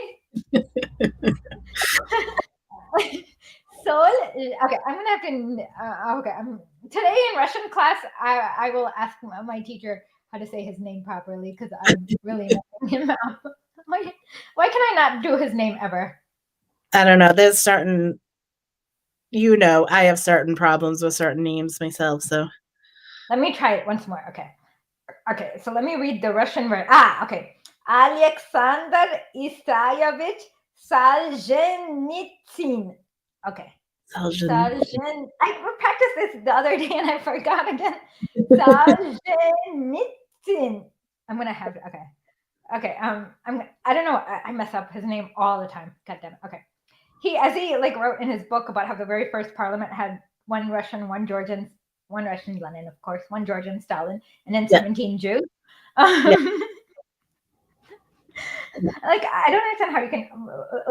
I don't know if this book was translated in English or this is the book after the Gulag Archipelago, and I'm like, how do you not know that he was a Nazi when he literally go through these? I don't know what to say.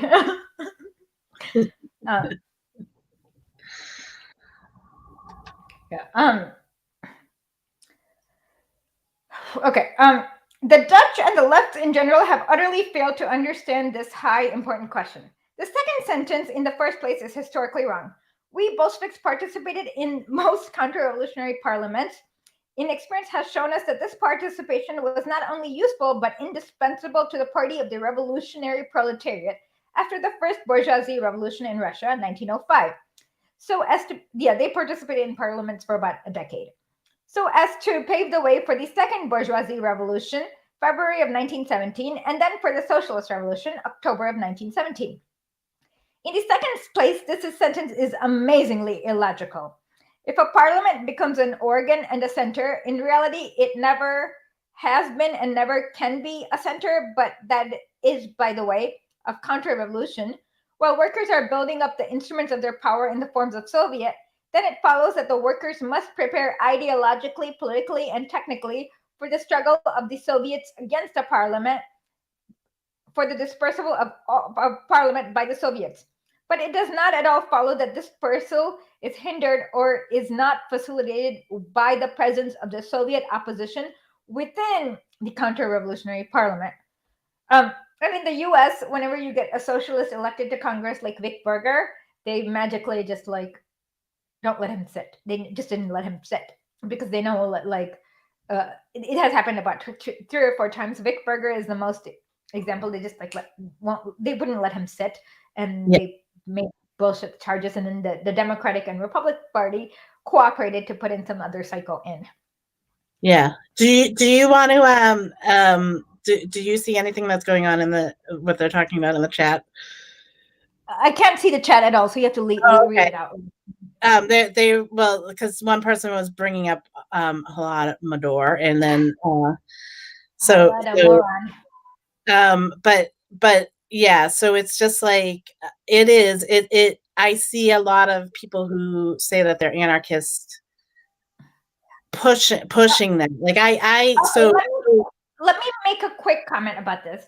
The only reason you know about the okay, first of all, Holodomor is like some bullshit name because in Russian the event is known as Smerti at Galada. Galada means hunger. Smerti means death. Death from hunger. But then when you have a g in Russian, in Lugansk actually they do this. They say they often ask me, "Do you want vada hasirovnaya?" which means with gas, bubbly water. But in here in Russia they say gasirovnaya. So that means, but they say hasirovnaya, and so and then when you go further to Ukraine, every time there's a g in Russian, there's a h. It becomes more of a h in Ukrainian. So then in Ukrainian, smerti at halada. But then they took smerti, but then they got rid of the s, and then they made it more, and then they switched the order to haladomor by like some fascists in the 1970s. On top of that, the only reason you know about it is because there was Gareth Jones, who was literally on the plane with Hitler and Joseph Goebbels the day before when he wrote his article from Berlin. And he also wrote about how Hitler is really good for Germans. And yeah, and then like that was like blatantly published by all William Hearst newspapers who were on the payroll, and by Lee Ivey, who also later confessed to being on the Nazi payroll. And this was investigated by the Senate Committee in 1935 for the Senate Committee on Un-American Activities. So it is literally fascist propaganda. What happened was that there was a famine in 1932, but but the problem was that fascists had infiltrated a lot of different levels, and the rich kulaks, basically what they did is they set fire to all the fields, and they were hoarding their grain, and then they killed all the draft animals. So if you count the number of horses and pigs, if you count, horses can pull carriage, so they're plow animals. Pigs cannot. So if you count how many horses they killed versus pigs, you will see a big dip in the number of horses. On top of that they sabotaged all the tractors so that the famine was worse. And there was also a fungus that year, and then there was no rain. So it was a whole bunch of natural disasters that was made worse by the fact that these cycles ended up like killing all the draft animals. And if you look at the same year, there was a famine in China, India, and Kazakhstan, but fewer people died there because you didn't have these psychos who were basically sabotaging everything. But then after that, the Soviets realized what they were doing, and then they told them to like go away, and they had to like they lost their like property and stuff like that. And then if you check anyone who cries about Holodomor, 100% of them are Nazis. Just as like my favorite is Andrea Chalupa's grandfather. She wrote his memoir, but somehow like the years between 1939 and 1945 are missing, and then he ends up in Munich in 1945. I wonder what happened there. Oh boy. Yeah, Yeah, it's like I mean, not to mention like the Dust Bowl was going on over here, so we were having that. yeah, the Dust Bowl. In fact, And more people, people probably died from the Dust Bowl than the yeah, they were going Spanish. hungry and stuff like that too over here. So I mean, was that made by FDR? Capitalism, yes. Like, or was that like, like what? Yeah, it's the same I mean, thing. it Like, was made worse by capitalism because, of course, they like the year before they foreclosed on a lot of small farms who were producing a lot of things, and now these farms were sitting empty. So it was definitely made worse by capitalism. yeah, But I mean, they did not create the Dust Bowl. It was just that you didn't have people who were producing food anymore. A great book, one of my favorites, is Grapes of Wrath. Do you like that book, Janet? yes, it's a Oh, it's good. one I love Steinbeck. He's so good. When I was a child, I found him boring, but then now Yeah, that I understand him more, like in high school, I thought Grapes of Wrath was, but now I love it. It's like so descriptive. You're just like in there. Listen, yeah. I changed my mind completely. the whole thing, Howard Zinn really loved that book, and he talks about that book a lot.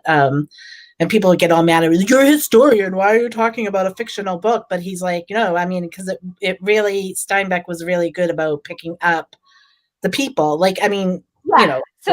So the first one is there's this guy named Tom who was in prison on some trumped up bullshit charge because they were just cracking down on workers. And then when he comes back home, he realizes that his family needs to sell the farm because it's getting foreclosed upon by big real estate tycoons who want to just, I don't know, I don't know, whatever they want to do there. And then the family just have to abandon the farm and leave to California. And it's like it's sad because grandma dies in California, right? Yeah, I think so. Yeah, I haven't read it in a long time, so. No, okay, because grandma is sick, and then she gets to go to California is kind of like the promised land. She crosses the border, and then she's like, "Thank God I died in California." She's really happy that Yeah, she gets to die in California. okay. Yep. Yeah. So. Yeah. So it was exactly. Okay.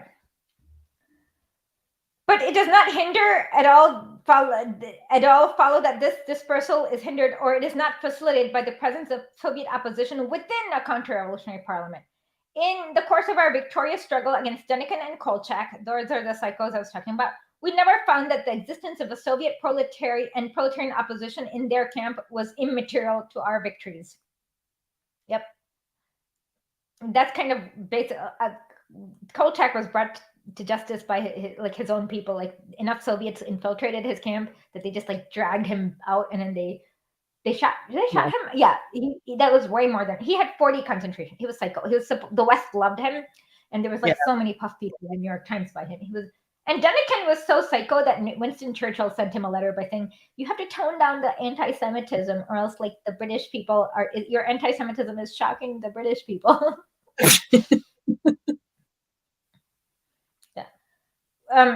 We know perfectly well that the dispersal of the Constitution Assembly on January 5th, 1918 was not hampered, but was actually facilitated by the fact within the counter-revolutionary Consistent Assembly, which was about to be disturbed, there was a consistent Bolshevik as well as an inconsistent left social revolutionary Soviet opposition.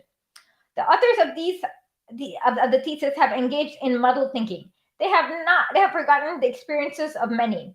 If not all revolutions, which show the great usefulness during a revolution of a combination of mass action outside a reactionary parliament with an opposition sympathetic to, or better still, directly supporting the revolution within it.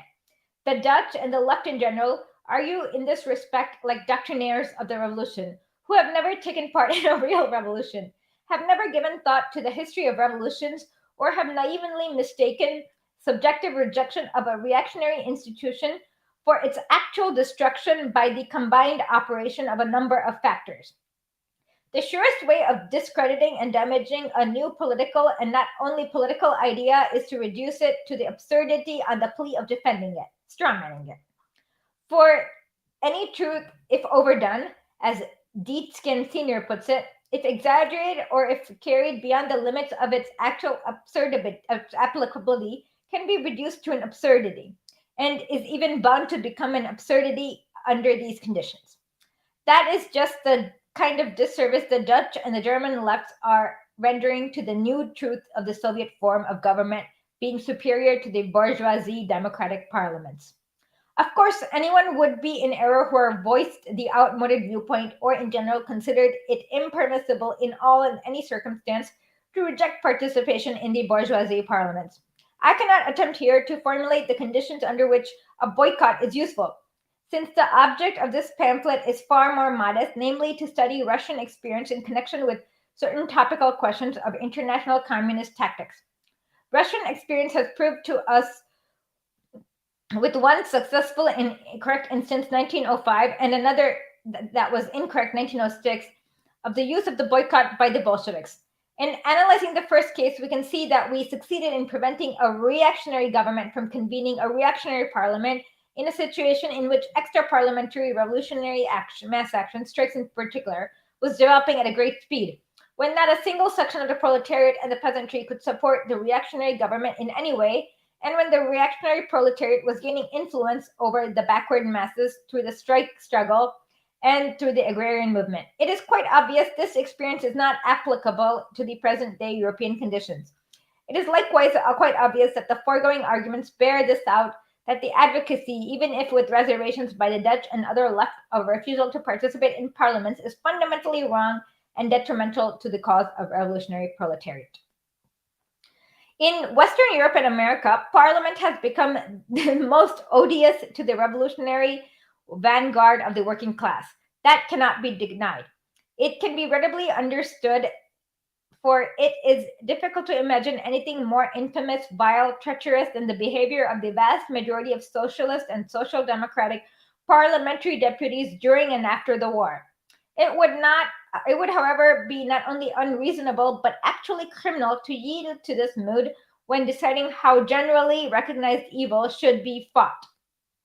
Many countries of Western Europe, the revolutionary mood, we might say, is at present a novelty or rarity, which has all too long been vainly and impatiently awaited. Perhaps that is why people so easily yield to that mood. Certainly, without a revolutionary mood among the masses and without conditions facilitating the growth of this mood, revolutionary tactics will never develop into action. In Russia, however, lengthy, painful, and sanguinary, which means bloody, experience has taught us the truth that revolutionary tactics cannot be built on a revolutionary mood alone. Tactics must be based on a sober, strictly objective appraisal of all class forces in a particular state and of all states that surround it, and of all states the world over, as well as of their experience of the revolutionary movements. It is very easy to show one's revolutionary temper merely by hurling abuse at parliamentary opportunism or merely by repudiating participation in parliaments. It's very easy, however, cannot turn it into a solution of a difficult and a very difficult problem. It is far more difficult to create a really revolutionary parliamentary group in a European parliament than it was in Russia. That stands to reason. But it is only a particular expression of the general truth that it was easy for Russia in the specific and historically unique situation of 1917 to start the social revolution. But it will be more difficult for Russia than for the European countries to continue the revolution and bring it to its consummation. Yeah, this is because the bourgeoisie don't follow any rules. So what used to go ahead, Janet. Well, I mean, like, so you got to think too when people talk about the revolution. You're not talking about the day it happened. The revolution, the continuing, moving piece. Yeah. And so you look at him saying, "Okay, it's going to be hard in Russia for us to continue this," but they were able to continue, and there's a reason why, because they kept that state. They dropped all that. Like all the complaints. I'm sorry, I'm echoing. That's why I'm stopping when I'm talking. Because they dropped all that, I'm confusing myself because I'm echoing, but you know what I'm saying. Like, so the revolution was still going on, and he's saying like the revolution was going to be harder in Russia, but easier. It should be easier in Europe, but it turned out like Europe, they didn't even get the revolution started. You know what I mean? Yeah, well, because they have so many goods coming in from third world exploitation that the labor class are like comfortable. There are just enough people comfortable enough in Europe that they don't really question the system. But I'm just saying that the reason why it'll get harder and harder each time is like, for example, like the US bullshits about free trade. Now it's putting price tariffs on some crappy import from Europe because the US has no rules. It's the rules based international order is anything we say is the rules. So like when they created the World Trade Association, they're like, oh, we can't have imports. But then when China's like, oh, yo, free trade, here are our goods, there's something like genocide. This is genocide, that our cotton is losing price. It's literally genocide.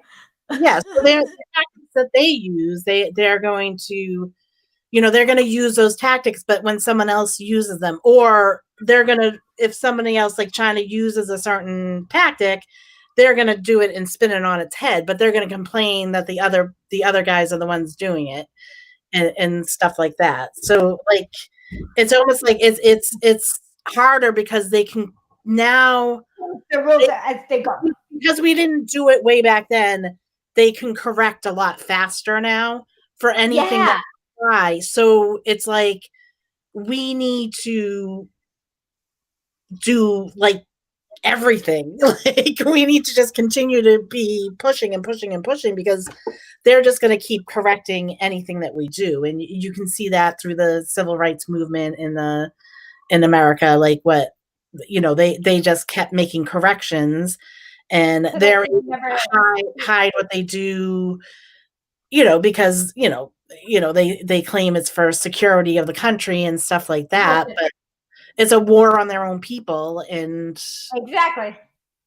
Yeah. So like notice how like the Black Lives Matter movement can never pick up as much as the civil rights movement did in because they infiltrated it right away. Like they were able to get in there right away and, just change the tactics of it. They use a lot of, don't be violent. You have to be the better people, like civil. That's just bullshit. Because they just don't want you to, like when you say that the violence is like totally bullshit because I mean, when you having Joe Biden, I'm like, F you, because you have a nuclear armed arsenal. Like if you should first disarm your nukes before you tell people not to use violence as a tactic. Yeah. And but Brighton's thoughts are saying BLM was a DNC astroturf. It didn't begin that way though. No. Later it became, yes. Later DNC infiltrated it, but in the beginning it came out of one of the shootings in Missouri, I believe. Yeah, the Ferguson. It was all the mother. It was the mothers that started it and stuff like that. But it was just infiltrated. Quickly, they became an astroturf very quickly. Yeah. They had this guy named DeRay who was like totally a Fed. I know. He sells Doritos or something like that, whatever. Yeah. He blocked me because I was like, nice Doritos. Yeah, he later sold Doritos or something like that, but he was totally a Fed. What was the joke? I forgot. I don't remember. Well, he blocked me, but I made a joke about his Doritos. Oh, God. Yeah. And yeah. So while it was, it didn't start out as a Fed organization, but it later quickly became a Fed organization. Yeah. But yeah, and like even in the World Trade, like when you like the IMF and the World Trade Organization and everything, the US are like, oh, free trade. But then the minute Bolivia started making lithium cars, they could Bolivia, right? Oh yeah. They have to stop it. Like the world to them means United States. It doesn't mean like it has to benefit United States first. But not all of United States, but capitalist interests in the United States. Yeah, exactly. Yeah. And yeah, so it's how quickly they could, yeah. And it's the same thing with when China is, so now they're like, oh, and with Russia, for example, they talked. We spoke about this in our call-in with the international reserves, where the U.S. was like, "Yeah, this is going to be an independent monetary system," and boom, they just took like billions of dollars of like Russian money just overnight. Yeah. I can't read the full names because of the way I'm getting the chat here because I'm not running it, but I'm on incognito or something. I don't know what the full name is, but it's saying like, or simply the fact that working classes are often employed against the socialist movement, which is really true. I mean, they AFL-CIA, anyone? just go back to the comment about the railroad workers and this guy. Like the only thing it was the more perfect union had this little video clip of this guy. It was 30 seconds. He was just saying, as union workers, we all need to work together, like the nurses and the railroad workers and and he's listing all these different big unions in America. And people are like, oh, they all voted for Trump. Like this guy is saying we need to work together. And the liberals come in and be like, you're all for Trump, so we don't work with you. Like, so having that propaganda there, that definitely, that's what's playing out there. And they always used the people of color working class against the white working class. They've done that since the start of this country. But I mean, they were doing that a lot in the turn of the century in the 1900, the early 1900s. So. Asha. Yeah. Oh, oopsie daisy. I'm so sorry. For a second. Yeah, so sorry. Okay. So yeah, they like I said, the bourgeoisie obey absolutely no rules. Like I mean, as we know with Hitler too, they just kind of got rid of the Weimar Republic Parliament like that. They came and go. And to me, one of the most annoying things was when Chomsky said capitalism won fair and square, and I'm like, so by bombing the parliament in Russia, they literally came and bombed the parliament in 1970. That's not bombing the parliament is not fair and square. Wasn't fair and square, and for anyone following him, like anyone that's like, oh, and I'm an anarchist and I listen to what Chomsky says, he's not an anarchist. I don't know, like I mean, I mean he definitely. I mean, he's not like against capitalism.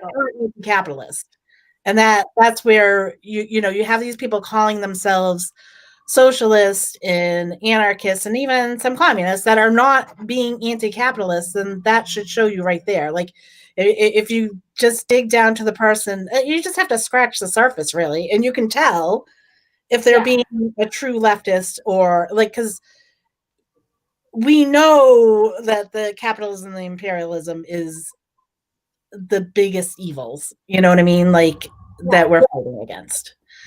And because that leads to fascism, that leads to capitalism leads to imperialism and fascism. I mean, that's that. So we got to be anti-capitalist. Yeah, I mean, if you read Imperialism, Lenin will explain how eventually the search for raw materials will lead you to go seek colonies to exploit. If you just wait long enough, and it'll always happen that way. And I guess Kempsey's more on our mind because we're working on this project right now. I know. I'm sorry, people, but yeah, we're working on this project. So he's like, the more you're like push at it. Like he's usually boring, so you don't want to really listen to what he says because it's so boring. But then when you're like working past the boredom and you actually listen to his words, it gets more and more irritating. I want you all to feel bad for me because I read Kautsky. I couldn't get through Oh my god! That's even worse than Chomsky. I was reading Kautsky and I was pulling. I didn't think I was gonna have hair left because I got into like 3 paragraphs and I'm like, what the? Yeah. And then the worst part is Jacobin, and there are like hundreds of articles they wrote about why Kautsky was right, and you're like, no, because Kautsky's wife died in Auschwitz. That just proves that he's wrong. Yeah.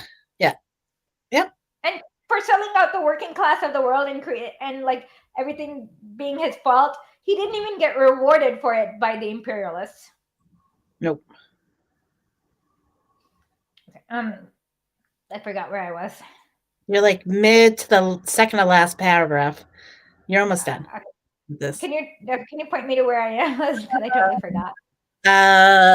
Where were we? You were sanguinary, bloody. Okay.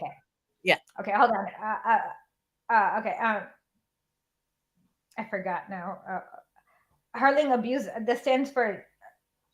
Okay. Consummation. I had occasion to point this out already at the beginning of 1918, and our experience of the past 2 years has entirely confirmed the correctness of this view. Certain specific conditions, viz. 1, the possibility of linking up the socialist revolution with the ending as a consequence of this revolution of the imperialist war, which had exhausted the workers and peasants to an incredible degree. 2, the possibility of taking temporary advantage of the moral conflict between the world's two most powerful group of imperialist robbers, Germany and England, who were unable to unite against their Soviet enemy, which they immediately did via the Treaty of Versailles. The possibility of enduring a comparatively lengthy civil war, partly owing to the enormous size of the country and poor means of communication. The existence of such a profound bourgeoisie democratic revolutionary movement among the peasantry that the party of the proletariat was able to adopt the revolutionary demands of the peasant party, the Socialist Revolutionary Party, and the majority of whose members were definitely hostile to Bolshevism, and realize them at once thanks to the conquest of political power by the proletariat. All these specific conditions do not at present exist in Western Europe, and the repetition of such or similar conditions will not occur so easily. all right. Incidentally, Go ahead. Just stop right there for a second. I want to address Hannah saying about dismissing Chomsky, but like so easily. But I don't. Because I can't see them. Hannah C. I don't know about just dismissing Chomsky, but whatever. Okay. Yeah, no. I mean, Chomsky. We have not just dismissed. Okay, sorry. Now, okay, we have not just dismissed it. We are carefully listening to what he says, examining the facts through over 2 years of research on my part of the Bolshevik Revolution. I learned the Russian language in order to research this so that I can read all the documents that have not been translated into English, and then moved to St. Petersburg and read those documents personally in the library. And after examining that, and then reading at least 4 books, and then reading Lenin's critique, we have come to the conclusion that Chomsky is wrong in this one particular manner. Yeah. Like, I mean, the manufacturing consent and stuff like that's very important stuff for everyone to understand. And I'm glad there are liberal people that have picked up on that and stuff like that. But there is it stops there. With him, it stops there. Like he will make allowances for capitalism and stuff like that. Even with knowing how the government's working and how they are manufacturing this consent. You know what I mean? So that is Herman was the primary author of Manufacturing Consent. Chomsky the second author. Yeah, his name is basically on it more so than, but but I mean, and that there is important stuff that he says, and that's why I don't fully dismiss a lot of people like that. Like I can pull out what's good from what they said. Yeah, but on top of that, we didn't dismiss him. We examined what he said, then did further research, and then we examined what others said, and then we looked at primary documents after learning a foreign language and then moving to a foreign country to examine these documents firsthand, and then we came to the conclusion that he was wrong.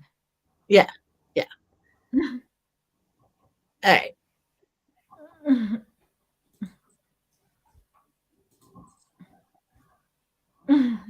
Okay, so continue. Your Esches Virgin Chomsky versus Chad Parenti meme was the first. Brighton's thoughts saying, fun fact, because of Esches Virgin Chomsky versus Chad Parenti meme, It was the first time I ever heard about Michael Parenti and basically Oh, I love introduced it. Michael Parenti. Like his I cannot get, like, every time I listen to his Yugoslavia lecture, I just cry. It just makes me so cry. Like, I love Parenti. Like Parenti is the person that people should be listening to more so than Chomsky. I agree. I mean, Chomsky. I even have a TikTok up on this. In 1992, he was not opposing the war. He was like making conspiracy theories about Russians with nuclear backpacks in Yugoslavia, which didn't exist, and you can't even have nuclear backpacks. That's a stupid idea. That's a sci-fi idea. He literally went on Phil Donahue and talked about Russians with nuclear backpacks. Michael Parenti, on the other hand, at the same time, made a lecture that literally makes you cry so hard. It's called To Kill a Nation. He starts out with Yugoslavia was based on an idea that we Slavs did not have to be slaves despite our name, that we could, if we united as one people, be free. And then they talk about how they destroyed it, and by the end, literally everyone's eyes are bawling out. Yeah. Have you listened to that lecture, Janet? Yes, I have. Definitely. Does that make you cry too, or make you feel sad? Yes. I always cry. Yeah. It's hard to keep a dry eye when you listen to that lecture. And of course, there's Chomsky in 2001, after the war was over and Yugoslavia was destroyed and they bombed everything and destroyed everything. He then was like, oh yeah, this was wrong. But that was 2001 when it was too late. And we need critical thinking is probably what the full name is. I'm sorry, I don't see your full name here, but Parenti is easy to understand, and that is so true. That is what we need. We need people, Lenin is great, and Ash is here reading Lenin, but some of the verbiage maybe a little bit. So it is to have people introduce them to Parenti, have them listen to him on his anti-imperialism, and then get into all this other stuff. It does help. He's definitely an easy, so much easier, because he's from here. He's he's not. He's older than us now. But he's still of our kind of generations of what we're how we think and stuff like that. So he touches on that stuff. He knows how. He's a very good lecturer. He's a very good teacher. He knows how to make you understand things. Yeah, absolutely. I find that yes, Parenti is very good. I love his gangster nature of our state lecture on the JFK assassination, because if he hadn't brought me into those opening, I just was like, okay, JFK, another US president, I guess he was assassinated. But if he didn't mention all the states, all the weird things that happened, I would not have been able to connect the dots of literally the gangster nature of our state. Yeah, and one of my favorite is Fascism in a Pinstripe Suit. That's one of his most popular ones, but that's one of my favorite too. No, Parenti does not have dementia. I sent him an email and kind of he has cancer, so it makes it hard for him to speak and breathe, but he does not have dementia. That's good. Yeah, you reached out to his son, right? Yeah.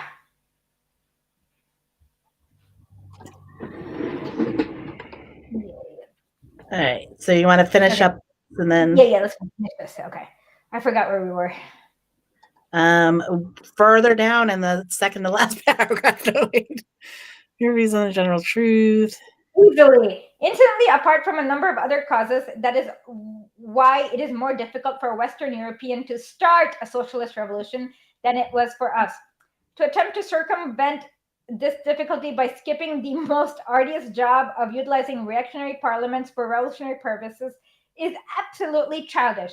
You want to create a new society, yet you fear the difficulties involved in forming a good parliamentary group made up of convinced, devoted, heroic communists in a reactionary parliament? Is that not childish? If Karl Liebknecht in Germany and Z.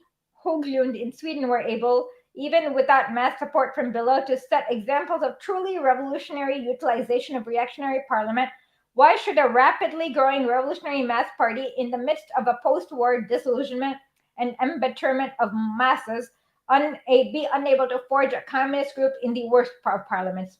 It is because in Western Europe, the backward masses of the workers, and even to a greater degree of small peasants, are much more imbued with bourgeoisie, democratic, and parliamentary prejudices than they were in Russia.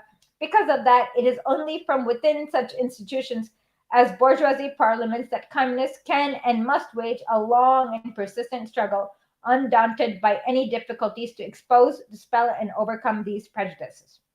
The German left complain of bad leaders in their party and give way to despair, even arrive at ridiculous negation of leaders. But in conditions in which it is often necessary to hide leaders underground, the evolution of good leaders, reliable, tested, authoritative, is very difficult matter.